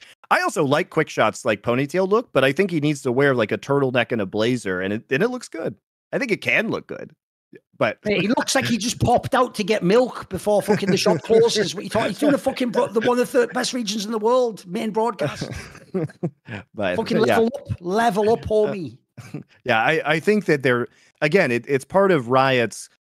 I think they thought that the broadcast was too stuffy with suits, which I can agree. I think for finals and important events, it's good to be in, a high level of dress. But at least when there's a concept called smart casual. Yeah, it is very casual right now. I assume we'll see people dress up again by the by the time we get to the stadium events in Europe for the season finals.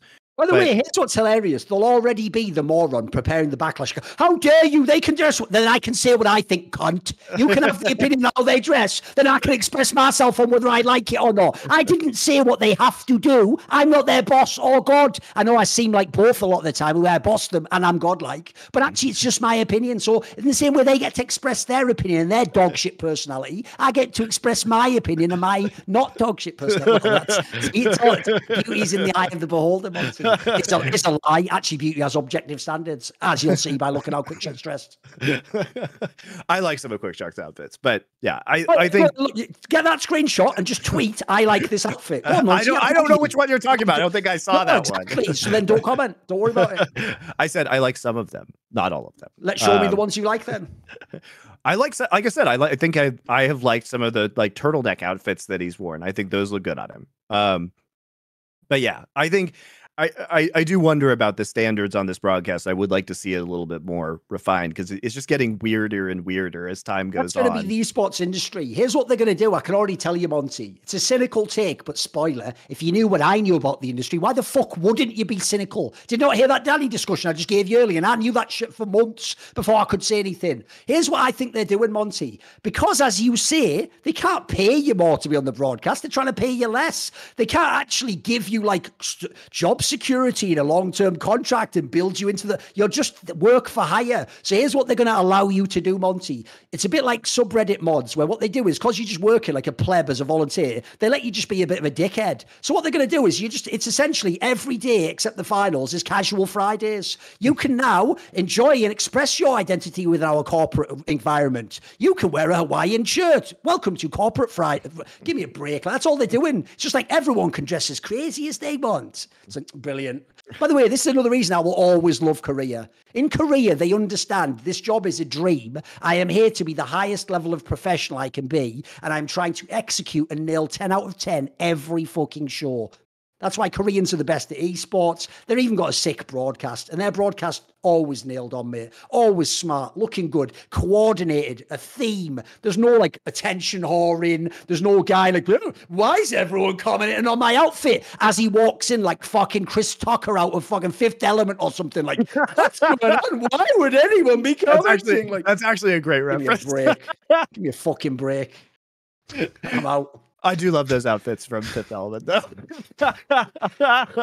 They're not an Lady Glitch's broadcast. I actually wish Enter would wear the Chris Tucker elements from Fifth Element. Chris Tucker is insanely, I think, compelling and charismatic. Like, you understand why he's this superstar within. Oh. He carries himself that way. He's excellent in that movie. I love that movie. By the way, a spoiler. That character, and obviously the art, as you'll know, all ripped off of Jodorowsky and Mobius and all of their work. If you read the Incal, those characters are basically in that fucking thing. It's outrageous. Yeah. It's all ripped off. That's why it's good. Sure. They didn't try and have original thoughts. They just used what was already good. All right. Should we talk about some League of Legends a little bit? All right. Beyond LCK and LPL. LEC heading into sorry, I have to get this right. The groups. The language around LEC is just so vastly confusing that try to get it right. This is the stage of the here's tournament the thing. with GSL groups. Confusing is one thing. By definition, to call the best of one first stage season when you already call your whole circuit, it's probably the stupidest naming decision ever, maybe in esports history. That's mental. That would be like calling the fucking group stage of a random tournament in CSGO the major final. You know what I mean? Oh, that's not going to cause problems, is it? Yeah. Oh, yeah, because they have winter season, spring season, and summer season. So you would think that season finals would happen in winter, spring, and summer. But no, season finals happens at the end of the larger season, which encompasses 3 mini seasons that are the precursor to the actual event. And also, you might be confused because finals implies that it's just the last match of a tournament. But no, it's actually a playoff. But each different phase, winter, spring, and summer, has playoffs, but the finals are different than that. So it's just layers and layers of confusion in terms of language. And Vitality. You want to start with Vitality? Yeah. I mean, essentially, I'll just address one thing I said on Competitive Edge, which isn't out yet. Here's why it makes no sense to say that what was proven about Vitality is every player is shit. So Photon's good in lane, but not actually that good. Bo was a total fraud the whole time. Perks can't lane and is washed and was a fraud for 6 years. He was just propped up by the super team. Upset was overrated and was never worthy to fucking get a biro and fill out the last little bit of Reckless's whole body tattoo of Varus / blacking his whole legs out. There's the thing. I know you're on the LEC broadcast nowadays, Reckless, but I think he took that critique of the talent by Frostgorin a little bit too literally. And then finally, you got Kaiser, who's obviously doing nothing and can't even just play fucking Yuumi. So the premise goes that they're all shit players. Then the reality is this, Monty. In at least half the games, they're in the game, could win the game, are in winning positions, are getting kills, are getting into good scenarios, are having lanes ahead. That implies the only thing they had was player strength. Actually, player strength's what got them into these games. But because they had no coordination and comms looked like shit and they did not streamline their game, they could never close a game. They could never actually coordinatedly, at the end of the game, win the big team fight. So to me, it's actually the opposite. I don't look and go, Perks can never play League of Legends again. Upset, what a bum. Wow, Bo, he should never be. I go, get these guys to teams that work for them. This is something that CEO was talking about on the episode that you can go on this channel and watch of Best Damn League Show. He made the point that he actually thinks like a concept that Peter Dunn came up with. It's a bit like Bill Belichick, is he doesn't try to get the best players. He gets someone who does what he needs. So what he does instead, Peter Dunn, is he tries to think which players enhance and coordinate with this player's strength. Who can I bring in that works with him? It's why in Herex right now, aren't they geniuses? Everyone told me Vetio was exposed. He was always trash. It's only because of Yuumi and he's a bum. But magically, you put him with Yankos.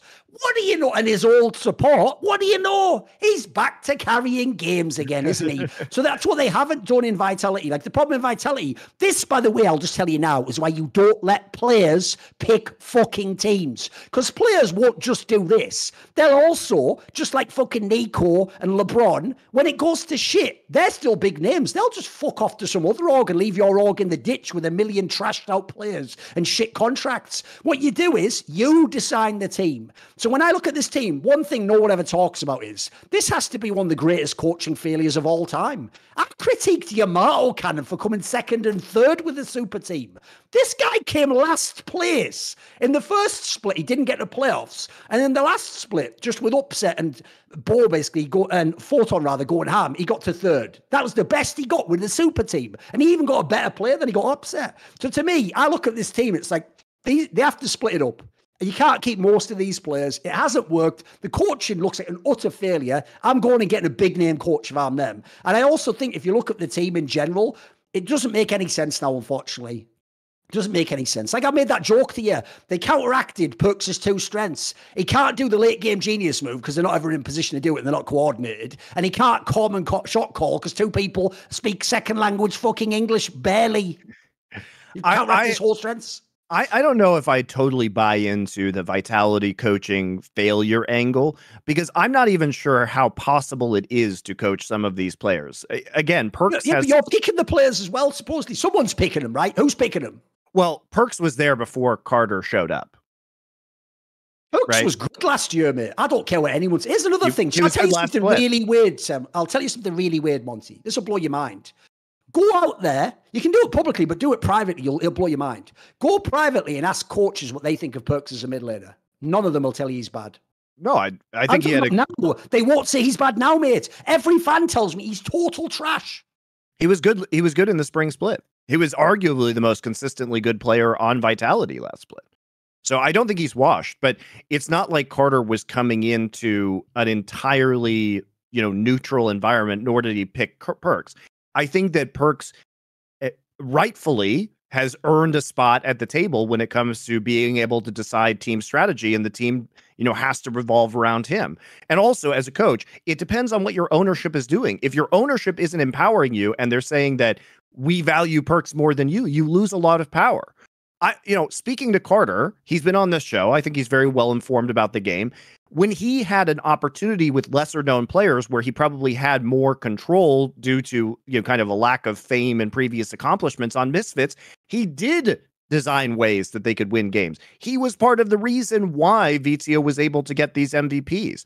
It's not that I'm not ready to trash the Vitality coaching staff, because also from all the information we have, Vitality was doing very well in scrims. So either some sort of issue that comes to translating these performances to stage, which may not actually be the coach's fault. The problem with winning too many scrims is you get a lot of false data. You think things will work in a professional match that just don't work. By the way, that's been confirmed many times over. They were, before this split, one of the best teams in scrims. Yes. Yeah. Which is, again, so, it can't be players. The players cannot be trash and do that. Right. And also, if something is working in scrims and the coach doesn't think it's going to work on stage, but the players do, then you get into a battle, and sometimes the players win and want to run these, team comps or strategies on stage, and they end up losing. So there's a lot of speculation I've got for you. I never said this on Best Damn League Show, but I know how players work, especially in Europe. I will bet it wasn't the coaches, Monty. I will bet it is the other teammates of Bo who forced him onto the Maokai Poppy duty. That is what happens when players who are the carries lose faith in their jungler. And what they tell him, especially, think about this, you're a young kid who barely had a career in the LPL. You're in another region speaking a second language, surrounded by foreigners. No, Asian doesn't cover it. A Korean is nothing like a Chinese guy. They barely have a connection themselves. There's even a national rivalry, for fuck's sake, right? So as a result, if then some super experienced players from the region who have way bigger names than you, way more power in the org, like you're saying, if they tell you, you know what, mate, we're done with your carry games, you're just on Maokai now, that's how that ends up happening. That's why democracy sometimes isn't the way, believe it or not, guys. So that's even what I looked at. Like, I think the team ruined Bo. He definitely didn't play great, but they ruined him. They cut his legs out from under him, destroyed his confidence, turned him into a fucking shit jungler bot who just went bot, and then that's it. And then they kick him out the team. Even the way they did that, I thought was pathetic, mate. I mean, I think he's going to get another opportunity. He's too good. His potential is too high to not get another shot somewhere on a LCS or LEC team. And especially because people could just tell that this team fell apart from the inside. It's obviously not a lack of individual ability on this roster. It's a lack of communication, a lack of trust and synergy. The only player who was legit bad was definitely Kaiser. He did have a nightmare split, in my opinion. Everyone else, like I say, I think the ball one I think he was sidelined. Photon was still good. He was just mad shaky in parts of the games. Perks, he had problems in laning phase. I mean, he couldn't really get to a lot of the scenarios where he would have carried the game. And Upset was good. I don't care. You know what? I don't care. There we go. Upset was good. How you like them apples? What are you going to do about it? You're going to cancel me, are you, dickhead? I've made my whole career so you can't. Go for it. He's good. How do you like them apples? Exactly. Just leave it at that. Didn't say he was the best, but he was good. I think not on Aphelios. I was going to say asterisk. Some of those Aphelios games. That wasn't every game. By the way, spoiler: when someone like him hard forces Aphelios, that just screams, "I need to be able to do everything myself. I can't trust anyone on this team." That screams that to me, Monty. It's like back in the day when Reckless used to play heal in lanes that weren't even about heal, because he would play heal and like Zaya, and his whole shit was like, right, I have to use the ult to protect myself and heal because I can't trust my support. Like, that's how that shit goes. When people lose their faith as ADC, they get selfish. Yeah, I am curious where Vitality goes, because this is their second year of spending really big, and they have done. They might be in this summer final still. There's a very good chance. It's possible. Yeah, it's definitely possible. There's one last run available. Which maybe if they get some more practice with their new jungler, might actually do something. I didn't think he looked terrible. I think he looked okay in some of these games, but switching off of Bo is probably going to change the way you play pretty significantly. Maybe it'll be a new meta by the time we get there. It's a couple months in the future. Why not bring up a fucking ERL player for support? Try and find one that can deal with Upset for 2 weeks and play well, and then just bring him in the game. Maybe they will. I don't trust. You're saying that like they do logical things in this team. I don't trust any of their instincts right now, mate. I don't trust any of them. I thought Douglas looked pretty good for the situation that he was thrown into in this roster. He's right. Yeah, but what do you expect from a new player, right? I mean, you've been saying that. I wouldn't put him in the game, so I wouldn't expect anything. You're saying like, he's okay. Well, what was that the point to bring him in to be okay? We're trying to win the game. Yeah, but I think what you're saying about the coach. Guess what? A coach who cannot stand up to the management is by definition a bad coach. Who knows what's going on? I'm sure the story's going to come out later. If you let them do it to you once, you're going to let them do it to you again, mate. Like in this scenario, what you're talking about, I've talked about this a million times. I've seen this happen a billion times in sports, Monty. what Mick Carter is what you just said. He's like Peter Dunn. He's a small team coach. If you give him a bunch of broken pieces and all right players, he might put something together that's really clever and be good because they all have to listen to him. He's in charge. But if you put him in a room with Perks and Upset and these massive names and people that have been bought out and buyouts, suddenly he has to dance to their jig. He's not the one leading the way anymore. And you see people, happens all the time in sports, mate, where they are really good coaches, but they drown in that pool of massive egos. They can't. It's not their game even. In fact, if you see how soft-spoken he is, he doesn't seem like the guy who manages massive egos. He seems like the guy who comes in and shows you the X's and O's. Here's what we're going to do differently, guys. Here's a VOD review. In our team, by the way, we all even know we're not the best, so we're going to streamline it. You're going to play a tank. He's going to play the fucking Jarvan. He's going to play Yuumi. You can't do that when you got people. Dude, even Kaiser's won LEC. He's been a Worlds a bunch of times. Like, these names are enormous. They're enormous. Yep. I think it's hard walking into a room where Bo and Perks were already there and knowing that you have to deal with that and then manage those egos. And maybe he wasn't the guy for that. And that could be the fault of coaching. Sure. I just don't think that I think Carter in a different situation, we have seen him be very good and he can be good again. That's all I'm saying. And you agree, fire him, put him on a small team. But also, as far as Vitality's management goes, I agree with your take that you can't kowtow to the management in theory. I agree that doing that is a slippery slope for you as a coach, but in practice, a lot of people will just do that because they don't want to have the conflict and they don't want to have the risk associated with being fired. You know, when you said earlier, like, how did you phrase it? Oh, let me think how you actually phrased it, though. I think you said something along the lines of, what was it about that a player like Perks should have a say in who they sign. I disagree completely because of the word say. Like, yes, if you mean say as in he gets to be in the meeting and have input and then someone else decides, that's fine. If he actually gets to decide, I have a massive problem with that because I'm sick of these players being friends with someone from Solacure or other teams and then that's why Carsey was in this team.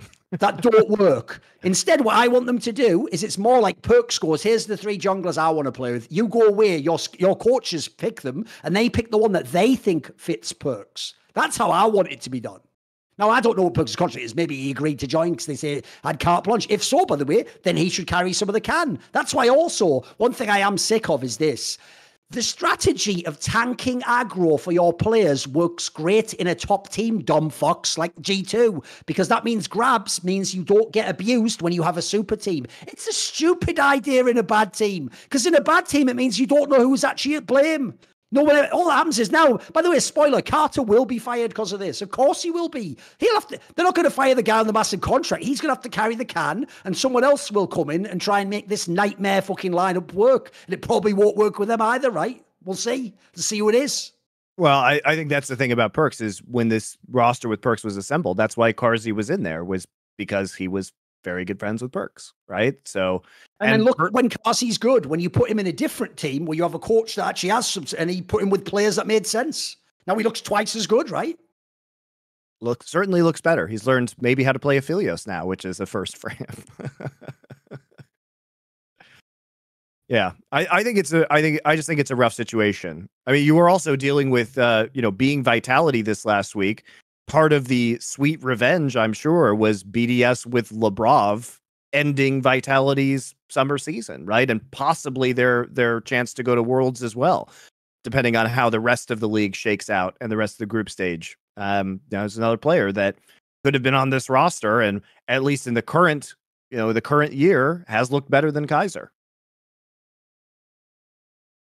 So I think it's tough. I think it's tough with Vitality. I hate to see them. I don't follow ERLs, but from the people I know who do, they tell me actually this is the worst ever time to have their academy team, the ERL team, because basically in the past, Vitality B was usually one of the best LFL teams. As far as I know, they're actually not that good now, so it's not even the best time to bring people up. Even you might be able to pull somebody from another team. There's a wealth of teams that might be willing to sell you players. And Vitality has been willing to buy. I'll tell you the problem right then. One, there's only so much budget in the world, Monty. They already, in this team and CSGO lineup, did super teams, then added another piece, and then added another piece. There's only so many $100,000 buyouts you can do. So what happens is not only can you not do that, but I'll tell you what else happens if you're G2 and you're Vitality. The price goes up for you. You know that thing in Hollywood, Monty, where you can't make a movie for $1 million. Doesn't matter who's in it because they charge you 5 times more when they hear your Hollywood production is the one hiring the van, the truck, the place. That happens if you're a massive team. Like if you know Vitality's over a barrel and it's Vitality,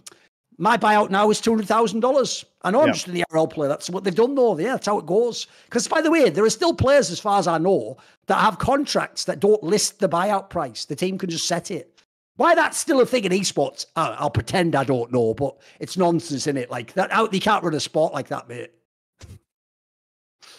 I feel bad, though, because the amount of money this team has spent over the last couple of years has been absolutely outrageous for these results. And it's certainly not good for the scene. And it's certainly not good.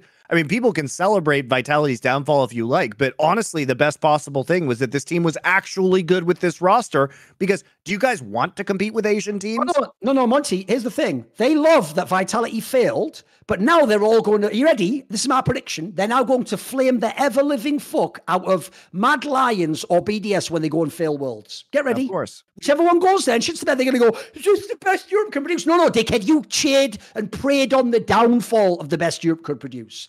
By the way, you know when Mykles played in those Fnatic lineups in Season 9, I wanted them to make Worlds, you cretin. They were one of the best teams in the region. Why would I want them to get magically upset by Schalke and them go to Worlds? They would have made a fucking laughing stock of the European region. So it's one thing when you're regionally, I get you cheering, but you have to look at the bigger picture. Like Monty says, the other thing they did with that team is lock all that talent into one team. Think about how many teams we could upgrade today if we start taking Vitality apart. Like, let's take Upset and let's put him on another team. Like, maybe he goes right now to, let's say, Koi. Maybe he joins Koi. Maybe that's the team for him. Then let's take fucking Bo, and then he goes to, I don't know, Astralis. And then we take fucking Perks, and we put him on, you pick, maybe BDS. You know what I mean? We can make these teams the fucking already better teams. But instead, we've got all of them locked in one team, and now they're just going to be thrown into Tartarus for the next 6 months while shitters go and play Worlds. I mean, imagine reference, look it up. imagine Photon and Upset on Heretics. There you go. Mate, Photon, literally, even the way they play, they could win the LEC straight up if they had Photon. He doesn't have to do anything different. Play your carry champs, do what you want. You're not even going to be as dumb as Adam. You actually probably win the fucking league. Yeah. Heretics is obviously like one top laner away from, like even halfway decent top laner away from being a contender. And credit to Peter Dunn. I mean, he's a monster. He continues to play to the strengths of his roster and make sure that his teams are playing in a stylistic way that enables the best of his players. He squeezes Mac came from him. Mac is his protege. Peter Dunn, unironically, like changed European League of Legends. The guy's a wizard. Yeah, and also, I don't even necessarily agree with you that Peter Dunn is better suited on smaller teams. He was perfectly capable of handling Inspired's ego, and Inspired has a massive ego. He is a massive diva, and he was able to deal with that on EG. So I think Peter Dunn can do a lot. My problem is mate. I think LCS is the little kids table. I don't give a fuck about it. There you go. I like them apples. I mean, that's just objectively true in terms of viewership and in terms of performance. What can you say? Also, the league that is the only streamlined region in the whole world. Like, it is the same shit overall. It's the same 5v5s and go to the Baron. Like, give me a break. Like, that's the point. Like, that's why I would be very interested, Monty. All right, how about this? What if no changes to the roster? Peter Dunn takes Vitality. You want it? You want your boy to have the call up? It's got all the pieces, mate. You want that call up? No. Why not? Why don't you want to drink from the poison chalice? Because you want to be the lost crusade at the end, like choose. Because it might fix Vitality's problems, but I think it's unlikely. Like, I think Perks has to come into a new environment like he did on Cloud9, not have coaches come into an established environment like he had this year on Vitality. By the way, low key, I'll just say this as well, because no one's thought of this angle. Spoiler, the second part of my interview with Carlos is out now on my YouTube channel, and it links at the end to a side channel interview just about life, family, integrity, how to deal with online here. But here's the point I was going to make. Carlos not only finessed Fnatic so they couldn't get Perks and they couldn't get these other players and they lost Reckless. It's worse than that. He also finessed Fnatic and Vitality, because remember, he made that thing which caused the Carlos rule to be created, where once he sold perks to Cloud9, there was a hidden clause that said during this contract, you can't then sell him to Fnatic. So that meant he went to Vitality for, I heard Jack made money on that deal. He got more than the million. So he indirectly finessed Vitality out of millions. They've never gone to Worlds off it. They've never done anything massively impactful with that. And it's ruined their team with all the money. So in many ways, and meanwhile, Carlos, maybe he's still in G2. Maybe, who knows? We can only speculate, of course. All I'm saying is his team still winning splits. What do you know? The bad guy, another one for the bad guy. I can't keep getting away with it, can he? You can't keep getting away. Oh, that's right. He literally is getting away in an Aston Martin. Well, I guess he can't get away with it then. Cool. Yeah, that's right. That's right, kids. You know that guy who's a loser and got cancelled? He drives James Bond's car, you fucking moron. You're not even allowed to just buy those randomly. Like, you have to actually like know what you're doing, know someone. It's like they accept people, they cost a lot. Just look into it. Haha, you are a loser, incel. He's James Bond, you fucking idiot. So, okay. I think he wins that one. Let's see. Does the Weeb anime avatar win on Twitter or Carlos? I think that's a Carlos. Carlos wins either there.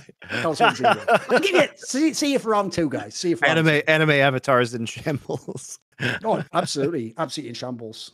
They won't even know which of the illnesses listed in their bio is most plaguing them today. Jesus Christ. Mate, I personally don't think it's cool to list all your fucking mental illnesses in your bio. I think that's actually a really disturbing social phenomenon. I think it actually opens you up to be attacked on those grounds, people to manipulate you quite cynically. I would say there's a reason when I was a boy, they told you not to share medical information and private things about yourself. It's called keeping yourself and people you care about safe, mate. It's not a bad point. It does open you up to a lot of potential downside for sure. Let's talk about these groups and playoffs. Are you buying XL's resurgence towards the end, starting out 0-3, then going 5-1? The problem is what's allowed them to do this resurgence is so many of the LEC teams are flawed. And basically, except for at the bottom, you had Vitality is terrible, as in they can't win a game. At the top, you have clearly G2 and Fnatic. Everyone else is just mid. Positions 3 to 8 are just mid, Monty. Literally roll it. Even Astralis, to be fair, roll a die. They could all have won games. They could all have lost games. I don't give a shit about these games. Oh, I brought Abedage in and he was able to play some Azay games. Fucking hell, what was that day ending with a Y or something? Like, he wasn't like super impressive. Odoamne can play weak side. Well, my God, I only knew that for the last 9 years or something. Like, this team's all right, but the problem is, where's the ceiling? Like, how does this team, let's say they somehow make playoffs. They're going to be 4th place. They're not going to Worlds. By the way, I don't want to see Excel in the fucking match against LCS. That's going to be, I mean, I don't know how good the LCS team will be, but it won't be a fucking great match. Like, I hope XL is the fucking 7th best team, because if they're not, we're in trouble. We're in trouble as a region, mate. They're just aight. What do you think? You think they're better? No, I don't. I mean, I think they've been winning in spite of Peach for a lot of this. I think the ceiling on Abedage these days is obviously significantly lower than it would be on VTO, who we've seen revitalized on Heretics. I'll tell you what would make you really sad. Because every now and then, I don't always, like, you know, when people say, why does he say this is the joke? Because some of you were so dumb, unless I actually telegraph what I'm about to do, you don't know it's a joke. So every now and then, Monty, I do just throw in references and jokes, but I don't explain them or say it's a joke. And they go completely over people's heads. So when they actually first brought Peach in, and we did the first episode of Best Damn League Show, I did a joke where I was like, I guess all the other fucking players in the LEC are going to be like Nicolas Cage, Monty, because they're going to be like, Peach, I could eat a peach for hours. No one got the reference. No one knew the joke. It's from fucking Face Off, if people don't know. When Nicolas Cage as Castle of Troy is on the plane at the beginning, the way they show that he's like a playboy is that there's that fucking like air hostess on the private jet comes along, and then he says like, you're a peach or something, and he goes, a peach, I can eat a peach, right? And then he does that thing where he's like, let me suck your tongue. Basically, this Peach guy's nothing, mate. He's just food. He's just nothing. Why is this player important is what I want to know. Why is he import? No standard to the region. He's just whatever. It's a very, I think that XL was going budget after everything exploded earlier this year. And so he was probably the cheapest option that was available and willing to be called up. Because as we know, with XL having some really kind of shady dealings behind the scene from their management and contracts this year, who is going to sign up for this? Like people are not going to sign up necessarily, because a lot of players will say, I would rather stay on my amateur team and then be a part of this shit show, look bad, and then never get a call up to LEC again. I mean, I straight up heard that some very big name coaches just passed and aren't coaching. They just said, I'll just sit here and not do it rather than come into this poison chalice. Right. Then also, here's another reason why they can't buy big players, Monty. As I pointed out in my video, they tried to get around German labour law and fire everyone on like severance of 1 month. They weren't able to, though. So as a result, all those giant contracts for the super team, you're paying those still. You're paying them not to play League of Legends, or you paid them a fee to release them. But that means you've probably spent your budget for this. You remember, XL's not a giant org, Monty. They're like an all right sized org, right. And they went big this last offseason. They really went balls on the table. So I imagine they are bootstrapped right now. They're in a tough spot. Like these players who wanted Abadagi, almost no one. And he's a former Schalke guy, so magically Tim Rijkaard got him back in. Then you had who come in at support? Limit, former Schalke guy. Spoiler, Odoamne is already there, old Schalke guy. And then you got Peach, who's a complete nobody, and Patrick was already there. So it's like, it's just an all right team, mate. It's not bad. I'll give them that. They're not bad, and they were never close to the actual worst. They're better than I thought they were. But I just don't know the ceiling, though. I don't like, when have they ever looked exceptional? What's the best game everyone's seen this split? Right. And even their best games have had some really serious flaws. And the other side of this coin is people might be clowning on Mad Lions because Niski has had some pretty regrettable performances so far in summer. But remember that we saw what Mad Lions is capable of last split. Did everybody forget that they actually just ran the gauntlet from the lower bracket and got to the finals when we all said that it was going to be a terrible look if Mad Lions went to MSI? Turns out that was true, but not for the reasons that we anticipated. I mean, they deserve to be at MSI. They won the title, right? And this is a team that, when it gets to playoff time, has had better performances. That's just true. How many times have we talked about Mad Lions kind of, taking a break and then coming back and doing well when it really, really mattered? That's what this team is known for. Why would it be different this time? The only problem with that is, I will just say this. I made this point before. That is a great strategy if you're G2. Remember when G2, because Carlos himself as a player was like this, he would let them fuck up the middle of the split when they had the super team, Monty. Just get it together for the playoffs, make the playoffs, then win, and then we're Gucci, okay? Doesn't matter. I'll tank the aggro for week 4 and 5. The problem with Mac is this. How many times do they make the playoffs and then do a fraudulent playoffs or go to Worlds and do nothing? Like, it's happened too many times now. So I don't mind it. Like, his whole thing essentially is mental health. I've got to give them a break. And it's like, that's good if you can then also get the results. At the end of the day, let's just be absolutely clear about this. When you say, no, they're humans first and foremost, then play. No, you are wrong. You are categorically wrong. That is a category error. They are humans outside of the game. So they and their families have to first and foremost prioritize them as humans. You, as a sports team, must prioritize performance first. Now, there are ethical limits. You can't do what EG did with Danny and destroy them and run them into the ground like the LPL teams do. But you must absolutely say winning must be the number one goal. Getting people into the best shit must be. Having too much time off can also hurt. So I don't mind it in a way. Like, I don't mind a break point at one point in time. I just feel like sometimes maybe Mad Lions goes too far the other way. Because I've seen too many times they didn't really do that much in the playoffs. Now everyone's going to, because they can't ignore recency bias, just think of the last split. No, they did that run though through the fucking low break. Yeah, that was last split. Go look at all the other splits though. There's a bunch of times where they were just meh in the playoffs, or they weren't as good as they seemed. Well, here's the other thing, Thorin. Do they even have to be good in these playoffs? Remember that this is garbage. No, but they don't even have to be good now. They could literally still be taking a break. That's the other argument. Yeah. They already, by the way, if you guys don't know how this works, every champion, winter, spring, and summer, gets a seat at the table when it comes to the season finals. That season final isn't going to start until August 19th. That's 6 weeks from now.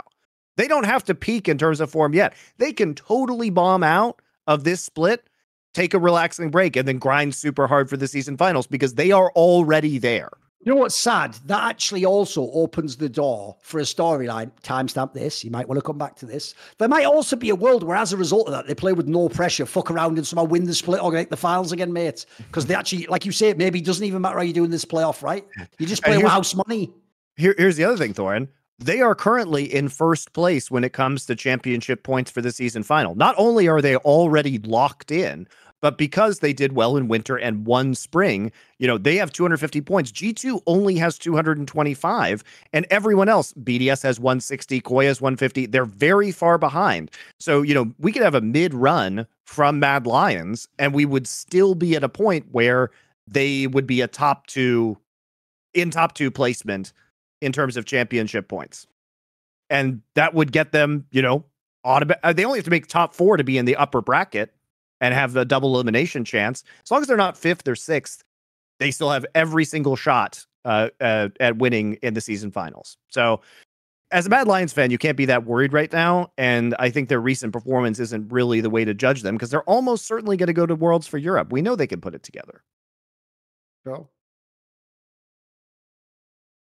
So I think that's where we're at with LEC. Fnatic, I will say that there are some exciting parts of LEC right now. Like, it's great to see Broken Blade performing well, and G2 doing really well. It's nice to see them running with some more unorthodox strategies. Haven't you noticed, by the way, G2 in these past 2 splits have proven when they find one thing that works, they'll just keep doing it until you can stop it.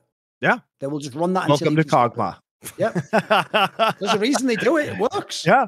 If you're not going to punish it, and Mickey X is going to play this wacky Braum build, then why not just go for it? And Broken Blade has been, he was struggling in spring, managed to pick it up for playoffs and into MSI, and he's been really good ever since then. So I like the way that we've seen G2 playing. Fnatic, well, they've really tapped into something by getting Noah and Trimby on this roster. Massive, massive upgrades. Oscarinin has less pressure on him as well. And he's also improved. I think he's having a really good trajectory as a player, and Fnatic is a fun team to watch now. So I do at least have some hope for LEC if we continue to see the growth of these teams.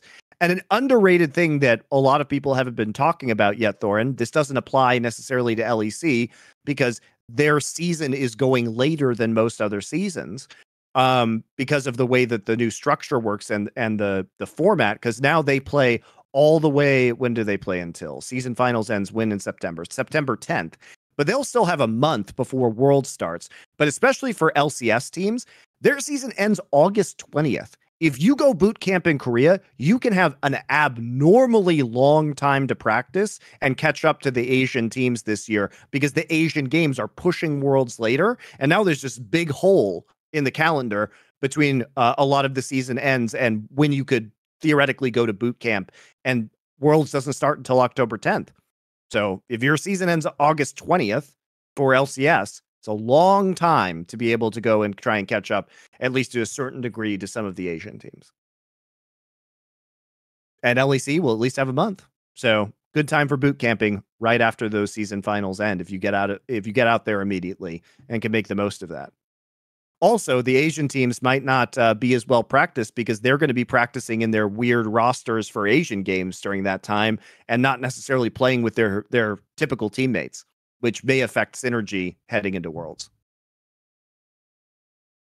Sadly, I will say, though, like, it hasn't recovered yet, guys. I have some hopes for groups, but right now, I don't know if LEC's ever looked worse. I don't know if it's ever looked worse overall. It's pretty bad. Like I said, I'm not exaggerating. Positions 3 to 8 is like, who gives a shit? Like, you could just put the names in the bag and pick him out, and you'll be right. It's kind of that way in LCK too, if we're being honest. At least the way things stand right now on the patches that we've seen, LPL just has a really significant advantage heading into Worlds this year, I think. Now, long time, things could change, patch could change. We'll see how the boot camps go. But at least in terms of strength, most of the other major regions look pretty darn weak. I mean, LCS, if Cloud9 is beating people this hard, if they're able to just completely clap evil geniuses like they did this last week, you can make an argument they lost to Team Liquid, but there were really fluke circumstances in the first couple of minutes in that game in the bot lane that made it easier for Team Liquid to snowball. But if C9's able to just run through most of the good teams in LCS, they just don't have the pound for pound skill in order to compete at an international level. Like, it's great that they're doing well in LCS, but with these players, they're not the kind of superstars that are going to be able to really hang with, I think, even some of the European players on an individual level. That's the problem, though, because everyone worships C9, don't they? Problem is, I learned this a long time ago. I no longer blame fans for not seeing. I just find it annoying how stupid their opinions are. They think it's authoritative. Like, when they see dominance from C9, they don't see what you're seeing, that the LCS teams suck. They just see, this is one of the best teams to ever play. And like, yes, relative to their competition, but if I took them in a time machine and everyone had equal practice conditions, would they beat, like, the fucking old Team Liquids that were winning 4 splits? Probably not, Yeah. I think that's... spoiler, I've said this a million times. You will... Every time Fudge goes international, I remember he's oceanic. That's straight fire. Straight fire right there. Not least because his play is illegal. He should be sent to prison. Back home to a prison island. There you go. How about that? What them odds? Well, NA might be the real prison island at this point. In some ways it is. Yes, he's in the real contract prison, because how could you leave that contract at the same time you are in prison? Then again, like a real metaphor for life itself, in many ways, he's his own jailer, keeping himself jailed when the door was open the whole time. He just had to walk through it. I think even compared to other iterations of Cloud9 rosters, this is still truly, truly underwhelming. So you've got Berserkers or whatever. We'll just hope he carries some games. We'll just hope, he can do some things. I think the problem is that while Berserker is very good by NA standards, like, who is the competition he's going to be facing amongst top teams in the world? I'm not joking. I actually do think LCS fans think Berserker is, like, close to people like Ruler. I think they really do, for real. He's good. I mean, he could play for a good international team, but it's just that in order for Cloud9 to succeed, Berserker would have to have such an insane gap compared to other ADCs. And that's just not going to happen in any kind of international competition. Like, he's not good enough. Low key, after Cloud9, I would like to see him go to an LPL team. Because in the LPL, they'll play around you if you're good at ADC. Let's see how good he is. Because, by the way, I don't need to wonder. I've seen not only Ruler, I've seen Deft, I've seen fucking, I saw Mystic back in the day, I've seen Viper. These guys are studs when you put them on an LPL team and just play around them as ADC. So send Berserker over to fucking whatever. At this point, it'd have to be like top esports or something. I mean, really might be if you look at what's going on with some of those players. Send him to one of those teams, peel for him, and let's see if he actually is that good. Because he's got potential, but as we say, he's at the little kids' table right now. Yep. All right. Any other topics you want to hit this week before we do viewer questions? I think we've done most of them, right? All right. Well, we do have to talk about esports bet before we go do viewer questions. And as usual, guys, what we're doing now is picking a match of the week for Last Free Nation. And that match was picked before we knew about the Faker stuff, but that means that it's time to get in on this right now. It is Gen G versus T1. Okay. And on Competitive Edge, you'll see this on the Esports Bet channel. If you head over there, there were 1.5 odds for Gen G. So now is a great time, if the odds haven't shifted too much, to go get in on that, knowing what we now know, which is that Faker's not going to be playing. And if you succeed in predicting the winner of that match, you can get an additional 10% profit up to $100 USDT, or its equivalent in DJT, the free currency over at Esports Bet, or another cryptocurrency. So you can't win more than that, and it only counts on your first prediction on that match, so you can't do it over and over and over again, obviously, guys. If you sign up, there's also still the 50% referral bonus up to $100, or $100 risk-free bet if it's your first time. If you do happen to need that 100 USDT back because you didn't get your prediction right, just go ahead, join their Discord, message the mods. They will credit that back to your account. So it's a good time to go over to Esports Bet and pick Gen G now. I'm actually going to check and see if how much the odds have moved.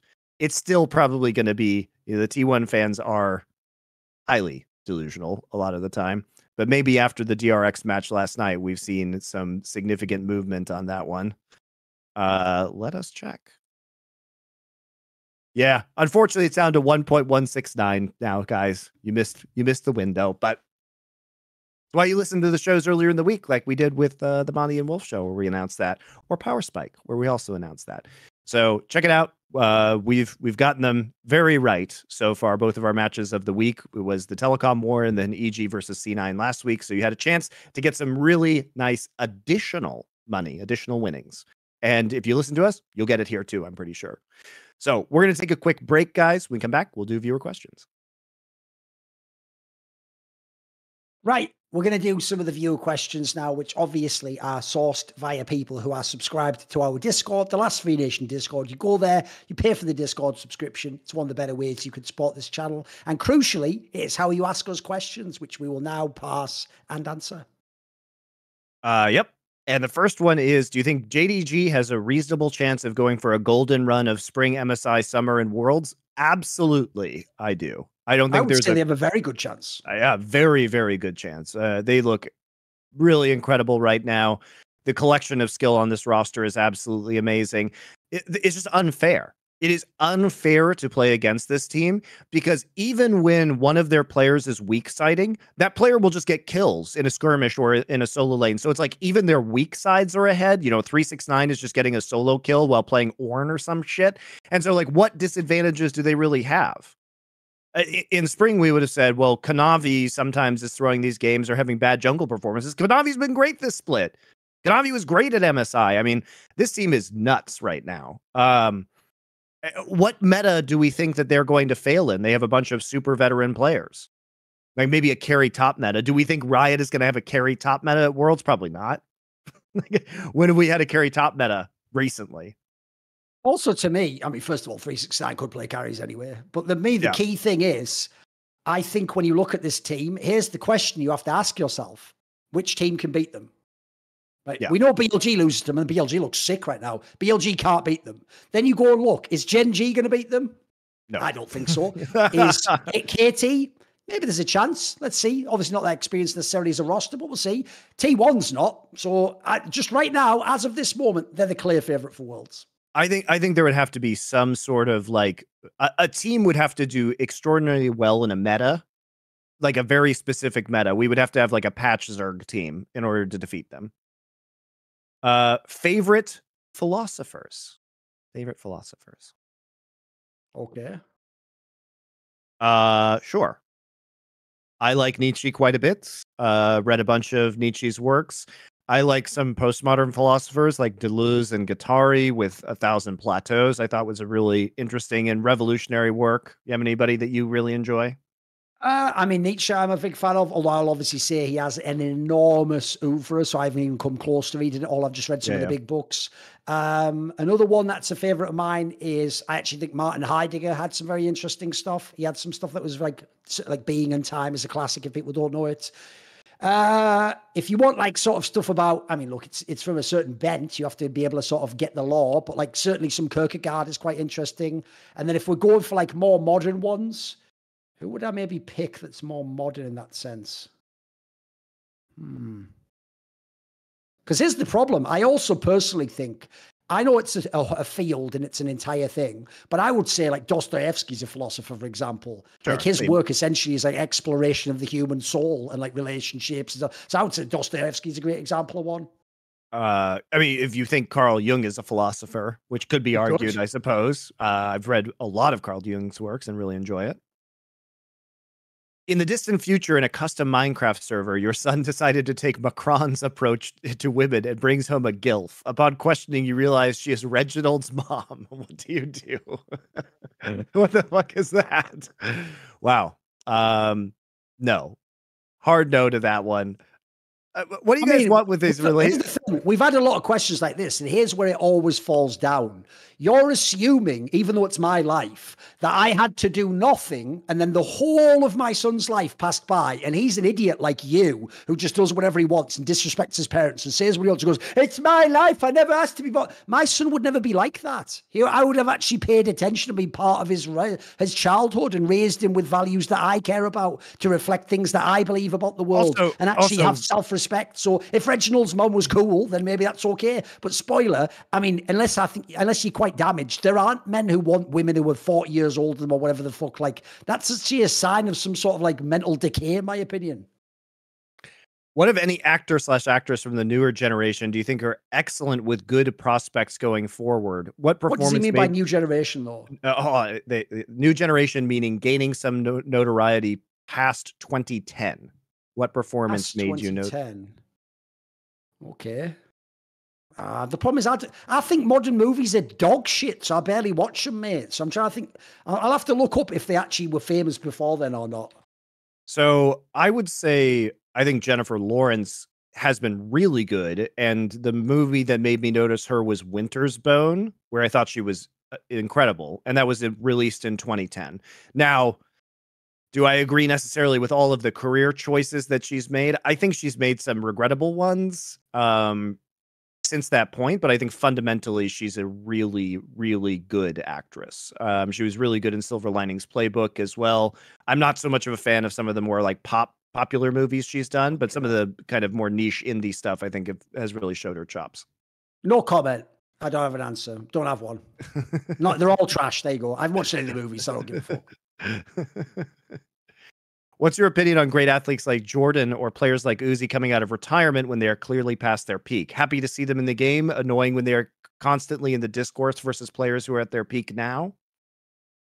I don't have a problem with anyone playing. I always say, especially great players, I want them to play as long as they can. I actually think the take that Michael Jordan shouldn't have come out of retirement is stupid. And I bet you, if you got me any person who claimed to be an expert of the NBA and said that, they wouldn't even last 5 questions before I exposed them as a fraud who didn't watch it and didn't know what it was like and what the team was like. I would absolutely expose the fuck out of them. He actually, for his age, played phenomenally. He might be the best 39 or 40-year-old to ever play in the NBA. Obviously, select shout out to Kareem Abdul-Jabbar simultaneously.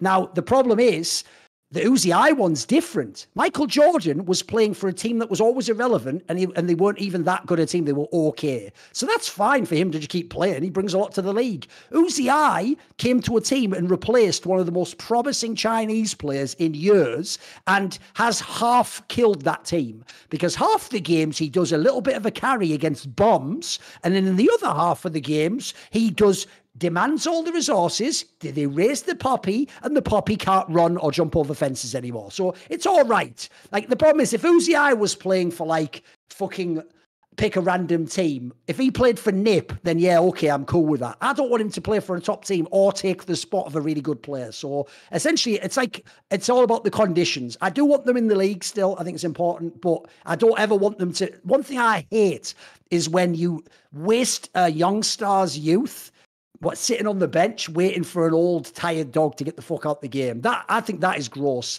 The old should never feast on the young. Yeah, I mean, look, I think it's fine for the leagues. I think you need just from a PR perspective, it's good for the health of the overall league. Like, obviously it's exciting to have him come back, but the circumstances in which Uzi's coming back are really unfortunate. So I think it has dampened my appreciation of what's going on for sure. And I think he's put on some pretty good performances so far, but EDG is not a team that is as exciting as they were in spring, and having Uzi on there maybe saves them a little bit. But the question is, would this team have been better with Leave this split? And the answer is probably yes. It's probably yes, even though Fofo has been really underperforming. Monty, you mentioned caring strongly about lyrical content in music and really enjoying the Hold Steady, whom I also love. What's your favorite Craig Finn narrative masterclass, aka song? What other bands lyrically driven artists do you like? Would personally suggest Black Country New Road. I haven't heard of them. Radiohead, of course. The National, yes. Pinegrove and Sufjan Stevens. Yep, agreed on all of those, although many of those are not necessarily my favorite. I haven't heard of Black Country New Road. I'll check them out. My favorite Craig Finn song, I mean, Separation Sunday is my favorite Hold Steady album.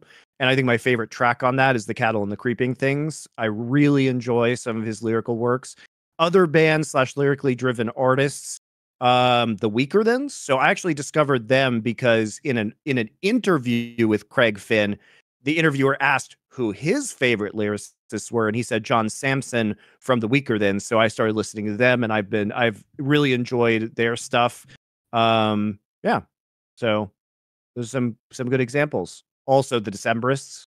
I think that's pretty clear if you've listened to their music. What is the greatest opening? Monty went to college in the latter parts of the 2000s. Can anyone tell? Yeah. And was, keyed into the indie rock scene at the time. Yes. Very definitely the hipster scene for sure. What is the greatest opening scene in movie history? I mean, I'm very partial to the Gladiator opening scene.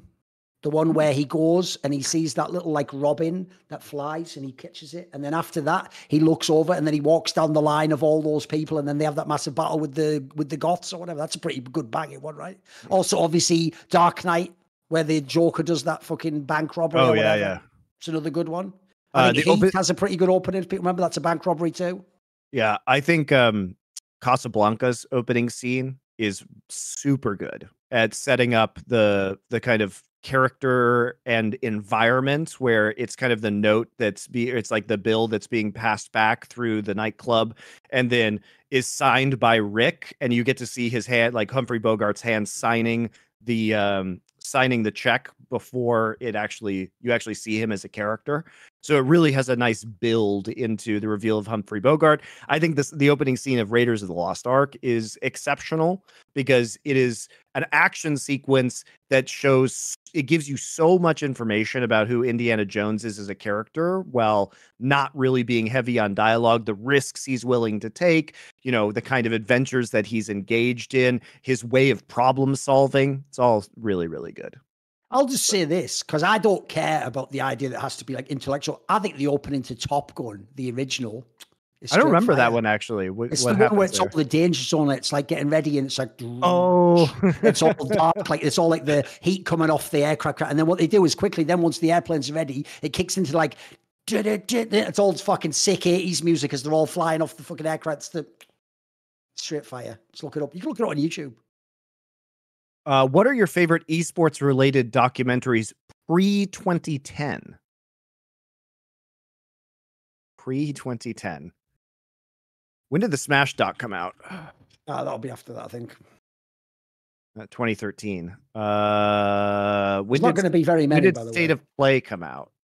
That's also going to be like, I think that might be 2011 or something. Because the problem is that was about J-Dong in 2009. Right. It usually takes a few years to bring out, doesn't it? So 2013. Yeah, that one's really good though. I'm confused because that took place during like 2008, 2009. So that's when it was filmed. But it didn't come out until later. The majority of the ones you're thinking of are all going to be 2010s. That's the problem. Yeah. So I don't even know if there are any from that era that were that good. Like they tended to just be average back then. They were just whatever. Yeah, I would say State of Play, even though it came out later, it does deal with pre-2010 subject material, as does the Smash doc. And those are both really good. I mean, technically, I've got one for you. Back in the day, there was that one that MTV did about Fatality, where it's like MTV, I'm a Gamer, and it was all Fatality competing in an Unreal tournament where he switched games, and spoiler, eventually winning the championship. And it showed like his practice mindset. It's why he did that famous like practice, and then when he stopped, keep practicing. It had all like mad quotables, and that was like an old school one. It was very much an MTV documentary, but it had some interesting aspects if you want to see old school esports. I'm going to fuck up the pronunciation of this because I've only ever seen it written, but what are your thoughts on Ian M. Banks? Ian M. Banks.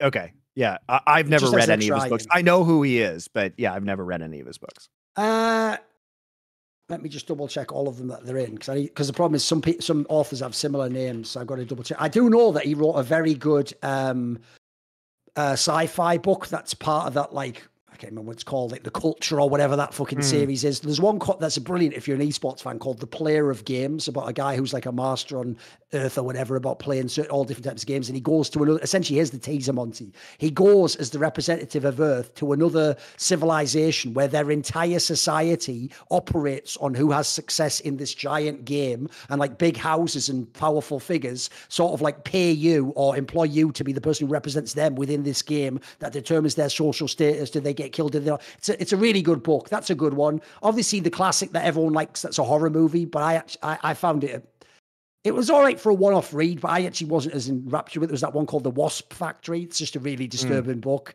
So he was all right. Some of his sci-fi books are good. Like there's one or two that I think are very good. But yeah, he's not bad. He's certainly not bad. He's probably of the era before they ruined sci-fi. Yeah, I haven't read it. Sounds interesting. Maybe I will. If players were completely region locked for the history of LoL and imports were never a thing, does this actually change where each region ranks internationally over the course of history? I mean, yeah, Korea would just be dominant. Korea would just dominate everybody. Like, spoiler, off the top of your head now, everyone, name all the non-Korean mid laners to win Worlds. Go on, see if you can do it, Monty. Yeah. It's just fucking toys, because I don't count Fnatic. It's just toys. That's it, isn't it? Yeah. It's toys and Koreans. So spoiler, China, no, look, they might have had one. Like RNG could have won. There's times where they could have won, obviously. I mean, no, that's it. So the real problem is this. Korea would just have even more titles. There's maybe a world where that means EU can make more finals or something. Maybe EU could have contended with China more. I think that's about it, though. NA is still fourth.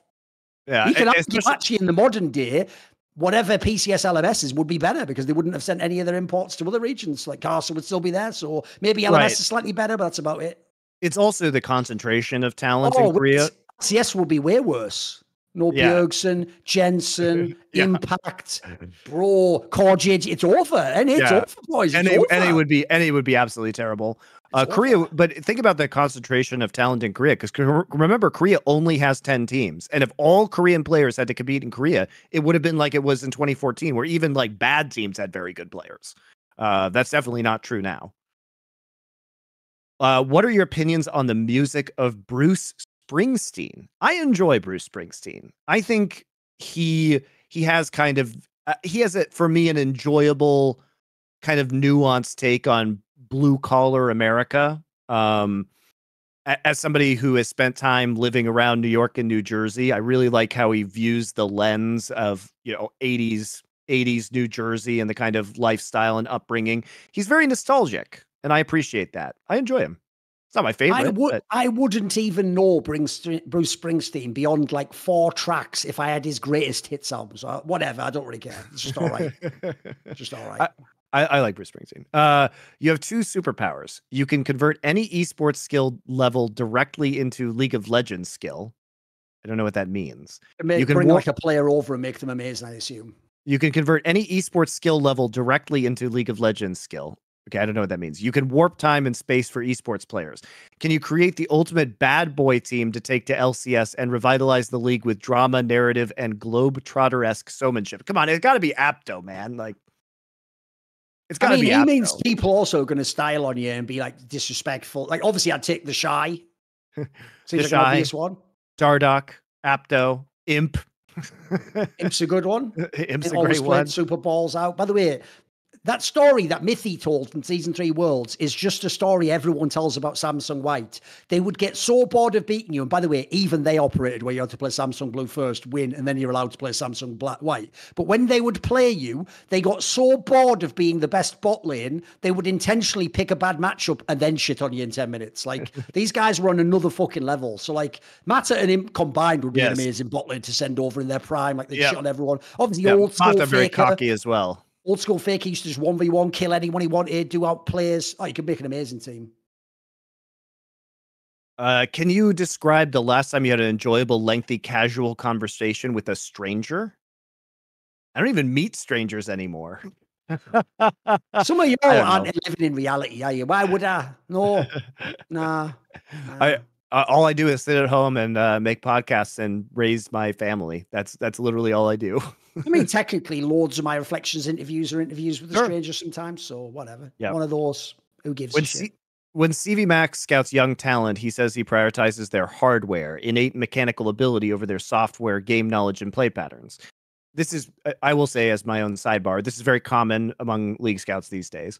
Is this simply because the latter can be molded through experience and coaching? For bad rookies like Harry and Dayor, do you think it is a matter of updating their software, or their hardware is simply capped for succeeding at the top level? Well, as we discussed extensively on this episode, mechanics matter more than they have ever mattered in League of Legends history. And so people don't even want to take a shot on players who don't have good mechanics, because they'll just get another mechanically solid player to train into a a professional. And I think this also, as the longer League of Legends goes on, the more important it is to have coaches to teach the nuances of the game. No player is probably going to come in with good software because the game is too complex, over many, many years of developing the complexity of the game. So that's going to have to be taught. So you might as well just start with a good mechanical player that you don't have to train in that way as well. But I think that is a very common approach for coaches to take these days. Problem with that is, I think you can do that in Korea where you have all these mega talents. I think in the West, you also need to look for people who just have an innate feel for the game and stuff. Yeah. Yeah. And I don't think they're as good at teaching stuff in the West, quite frankly. Yeah. In Korea, you're going to have an endless chain of good mechanical players that you can pick from and then just test to see if you can actually coach them or not. Are you guys taking the over or under 1.5 decades for Riot to realize Swiss without seeding is a bad idea? Ooh, 1.5 decades. It took them 10 years to change the world's format. So do I think it's going to take them 15? I'm going to take under. Eventually, they're going to realize it if Worlds even exists in 15 I don't know years. about that. Here's why. Because we first got the Swiss in 2017 in CSGO. That's 6 years ago. Still hasn't changed. Valve's shown no indication they're going to change it. So could last forever, mate. And by the way, still better than round robin with that stupid region separation. I think that was actually almost the worst by definition group stage format ever created. Props, Riot Games. Well done. You did something, I guess. This is not a question, but if you are interested in Rugby League, the third game of the State of the Origin series is being played on Wednesday. Queensland looking for a clean 3-0. New South Wales fighting for pride. I see. It's the problem. So, it's Australian. The problem is that in that capacity, we don't care when Origin plays. Keep the content coming, proud Elephant supporter. Thank you very much. Return of the Jedi is better than Empire Strikes Back. Fact or opinion? Oh my God. Please. What do you mean? No, that's not even an opinion. It's definitely not a fact. The fact is the opposite. How could you possibly believe that Return of the Jedi is better than Empire Strikes Back? Because here's the problem. You've both failed on that one. It can't be a fact because logically that's a human subjective judgment. There's no metric by which you could prove objectively that it is better. So a fact is, they are both movies in the first trilogy of Star Wars. Here's the opinion. The opinion is it better? I don't think it is better. I think the best movie is Empire Strikes Back. But my favorite is Return of the Jedi because I think it's really satisfying the way they end the Jedi story in that one. But it's not the best movie. I know that'll blow people. Wait a minute, but how could you like a movie more but think the other one is better? If you can't separate that, you are lost in this world. That's what I always say, that I really enjoy The Count of MonteCristo. It's just, I don't think it's the best book. I just like it. There's a reason. But I think I both like and think Empire Strikes Back is the better movie purely from a craft perspective. The plot twist with Vader being Luke's father is absolutely amazing. The problem with Return of the Jedi is I agree with you, Thorin. The ending is very satisfying and the redemption arc of Anakin Skywalker / Darth Vader is wonderful. That's mega archetypal. All the stuff on the actual Death Star is sick. It's the other stuff that's problematic. It's the Ewok shit that's the problem. Sure. Why did you have to make the you could have put it on whatever Kashyyyk, the Wookiee planet, and had it just be about Wookiees, and it would have been way better. The fact that you had to introduce these Stone Age teddy bears and do some ridiculous fight sequences where they're like dropping logs on robots is just fucking terrible. I mean, it's awful. Here's the thing, though. There is that part which is actually almost funny because of how fucked up it is that they look like teddy bears. But that part where one of the Ewoks gets like shot by a blaster or something, and that one sort of looks back like, and it's like his traumatic vision. Oh, like you can see he's going to be living. He's going to be in a bar later drinking like Ewok shit. Like, me died on the battlefield that day. Tell me another story, C3PO. It's fucking wild, mate. I know it's wild. Trauma to see him experience. But why the fucking Ewoks, man? By the way, here's the dumbest part about that part. That part completely undercuts the idea that the Empire are this like sick fucking imperial force that just decimate planets. Like they just get whacked by a bunch of stupid teddy bears, like you're saying. With stone spears. Like, come on, dude. Oh, yeah, exactly. And it sucks because a lot of Return of the Jedi. So it starts amazing, right? When they're getting Han out of the carbonite and Luke is fighting the Rancor and they're out on like the Jabba the Hutt, throwing people into the Zarlak. And I mean, that shit's awesome where they like infiltrate Jabba's palace. The ending also great. It's the same shit with the Dark Knight, where people only remember the good parts, like the parts with the Joker, and they completely forget about all the horrible Two-Face parts of that movie. And you're like, wow, the Dark Knight was really good. Yeah, because you blocked out all the shit parts of it. And Return of the Jedi has some real shit parts, and they're all the Ewok parts. With how weak LEC is looking this year, why haven't Koi's management owned up to their mistakes and tried to bring back Odoamne this summer split instead of slowly destroying their team? Well, I don't know if Odoamne wants to go back, guys. Two obvious things. One, does Odoamne want to go? Two, does XL want to sell him? Like, it is. What are we doing here? You know what? Do you think if the season starts bad for the Packers, they'll just bring Aaron Rodgers back? What are you talking about? There's millions of dollars involved with some of these deals. What are you talking about? Like, yeah, chance will be a fine thing. And by the way, spoiler, they let go of him because they didn't think he was like a good fit, like team wise or whatever, and they wanted to go a different route and be heroes. So they made their bed. They can lie in it. After hearing all you both have said about the Saudi situation in esports, why does it seem like in professional sports such as football, moving to the Saudi league is treated in such a positive light, and in some case that more players should make the move? I don't actually know anything about this. Do you know anything about this? Where Ronaldo plays in the Saudi league for like mega bucks because they'll pay you like hundreds of $millions.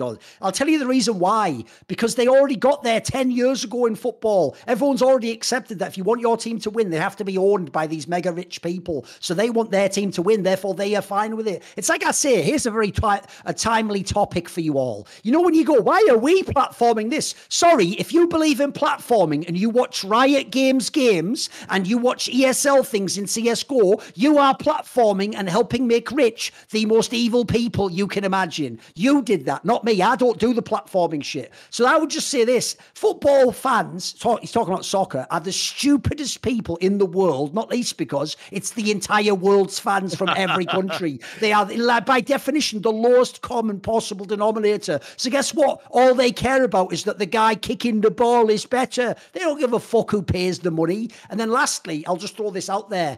I don't even care that much about the Saudi thing. You people are incapable of holding two thoughts in your minds. I never cared about the Saudi shit. I don't want them to directly fund me because I know who they are. But I do think that all money in esports is disgusting blood money. And on some level, there is no such thing as an ethical choice to make except to not play the game. My problem is when people say Carlos cannot make a tweet or he can never be allowed because of the harm he is doing to young men, and then people like EG do actual harm to young men, and then people who kill young men come in the space and you go, well, gotta earn a crust and someone has to pay for it all. Fuck you. Yeah, it's mostly about the way that people position themselves publicly in terms of their opinions. I mean, for example, I think one of the conundrums you get into is that there isn't going to be stopping these people from spending money. There isn't. They're going to spend the money that they want to spend to control esports, just like the Saudi government spent the money that they wanted to spend to control golf. And they basically spent PGA into the ground, and you couldn't contest them. They basically forced people to take the money at that point in time. And as much as people might not want to hear it, if they're going to spend money, I would rather take the money, because I am confident that I can behave in a better way in this industry, and that if the money's not going to me, it's going to be going to somebody else who might fuck things up worse than I would. And that's my take. It's a pretty nihilistic take, but there's no stopping the money from coming in, guys. And it is going to be spent regardless. And I would rather it be spent on me or people that I think can preserve some shreds of what is left of the soul of esports. Often the phrase gets thrown around that every creator has their flaws, or a work of theirs is flawed despite being hailed as a masterpiece. But sometimes I find it difficult to find criticism with particular media titans without the inherent feeling of, well, what do I know really? Or that me being a fan might be giving them way too much credit when reading into one of their potentially glaringly flawed works. If you were to take a shot at, say, Alan Moore or Dostoevsky, how would you do it and be 100% comfortable in it as a fan, to knowing intellectually you're biased? So if you had to like find flaws with Alan Moore or Dostoevsky, what would you do? I find the whole premise so bizarre. I've never worshipped these people as gods who had no flaws and thought every part of their work. I actually think it's one of the ultimate signs of a very low intellect that, for example, you like every song that a band did, or you think on their best album, every track is 10 out of 10 and you wouldn't skip one ever. I actually think that's a sign that you're in love with the band, not the music they made, and you don't really appreciate it. It's just washing over you. So to me, I don't get it. Like, I can find loads of flaws in some of these books. Like, for example, here's one of Alan Moore. I think that Alan Moore does an amazing job creating like fresh characters or fresh takes on characters. But I also think he does put sometimes in villainous characters. He does a thing because he's from the 80s when he first did a lot of his masterworks. He does that thing back then where it's like you write a really awesome villain. Think of some of the Marvel villains even, but you're not allowed to like them. You're supposed to believe Magneto is irredeemable. You're supposed to think that these people are he essentially doesn't he makes them so fleshed out that you should really just set them loose and go, you figure it out. But then he has to sort of make it like, do you like Rorschach? Idiot. You weren't supposed to like him. It's like, why is this sort of built in the story? Can I choose? So that's one thing in general I don't like. For Dostoevsky, I would just say this. My problem is if you know his life and the sorts of stories he's writing about, I just don't think beyond people who have faith in God that there's any sort of bright spot in those books. And I really think you can find that in life. Like, I personally find trauma or fucking darkness, etc., that is actually what like forges you stronger. It doesn't make you weaker personally. So I guess I maybe have a different perspective than him. Whereas his sense to sort of just fall back to sort of an almost like position of sort of like just have faith that God will make it better, but we can't ever know God. Which is like, what? I also think that with Dostoevsky, what bothers me about Dostoevsky is that he almost has, so how can I put this? There's almost a sense of determinism in his work with his characters, as if instead of having a destiny determined by God, their destiny is determined by an immutable psychology. And that they are prisoners of their own psychology to such a degree that there isn't, as you say, Thorin, any bright spot or can't be any movement. And I don't find that very compelling to me. I mean, I would say most of his books he takes like, I mean, to be fair, Ayn Rand novels are a bit like this. He takes set philosophies and just pits them against each other. And as you say, he's obviously biased in which ones he likes, so they have to play out a certain way. But I essentially, I do think that his it's not that they're black and white because that'll make them sound like they're one dimensional. It's just that they're all a bit too much of the one thing, whereas humans aren't like that. Humans are way more That's what I'm saying. That's what I'm saying. Like it feels like the characters, and that's a good comparison to Ayn Rand as well, that they're just like on rails, as it were. And that is frustrating, I think. It's frustrating. And Alan Moore, I guess I haven't read Alan Moore's complete works, but for me, one of his strengths is also one of his weaknesses, which is that he is really good at playing with existing characters or existing genres and finding very fascinating angles on those genres. Like when he played with, superhero tropes in Watchmen, or when he literally takes, literary characters in League of Extraordinary Gentlemen, or takes established comic book characters. But it always feels like I feel like it's always through a lens of something, as opposed to being wholly original. Like his work always stands in relation to something else and not really on its own, if that makes sense. Which is interesting. He does have some amazing, like, creative ones that he did of his own. But the problem is, essentially, his best strength, it's why I don't actually buy his origin story, that he wasn't at all interested in magic, alchemy, the occult. He didn't believe any of it, Monty, until he turned 40. And then he just decided as a lark to, if you look at his work, he is someone who quite clearly already thinks certain ideas about certain types of characters, because he already did the alchemical formula. He dissolves them all down, and then he reformulates them in his own image of his own mindset. So I would say one of the problems I do think he has when he does these types of works is essentially like I think he's basically the one who pioneered the postmodern approach to superhero comics, but he did that too much, I think. A few times that Watchmen was brilliant. Some of the others were good in that sense. The problem is, like, for example, one thing I don't like about League of Extraordinary Gentlemen is it's all these amazing literary characters. And when you read Sherlock Holmes, you're not reading a historical story. You're reading a fantasy version of this muggy London where there could be any kind of a thing from the Dark Continent lurking out there in some way. And there's these shadowy forces, but you'll never quite find out because the mystery is half of it. He'll take that, but he'll just make it like, yeah, but in real life, this guy would have been a prick to the natives. It's like, you missed the point. What? Or he'd take like the James Bond character in one of the later ones and be like sort of a rapist, wasn't he? It's like, that's not really the point of what we're doing with James Bond. Is it? So like, sometimes it's brilliant, but again, I think he puts some of his politics in a way that's like, I think it's more for his benefit than for the story. Yeah, that's fair. Worst support roster move: TSM deal with Sword Art or Trimby for AdVN? I mean, TSM with Sword Art is way worse. TSM, guys. Remember, had to also pay him out without even him playing the full contract. That's got to be one of the worst deals. Like, that's the Trump meme. It's all the worst trade deals in history. Yeah, you didn't get what you paid for in Sword Art. You're probably getting what you paid for in AdVN. Let's be honest. You're probably getting what you paid for there. Do you play still, and what is your current favorite champion style? We know Thorin loves Pyke and Monty loved Udyr back then. What is your opinion on the new arena game mode? I haven't played it. Yep. What is I play a little bit. I'm just a dirty Dark Harvest Poppy jungler. That's what I do. I build Divine Sunderer with Dark Harvest, and I try and carry the game on Poppy and control objectives while ejecting people from team fights. I'm horrible. If I don't play Pyke, I just play Nami and abuse all the healing items, basically. There you go. Which is mad underrated if you're in low ranks, by the way. You'll win a lot of games doing that. Yeah, see, I just make sure the teams never have even team fights by just, using Poppy ult to eject people so that I can control objectives and win the game. There you go. There's the strat. All right, that was the last question this week. Thank you very much for watching.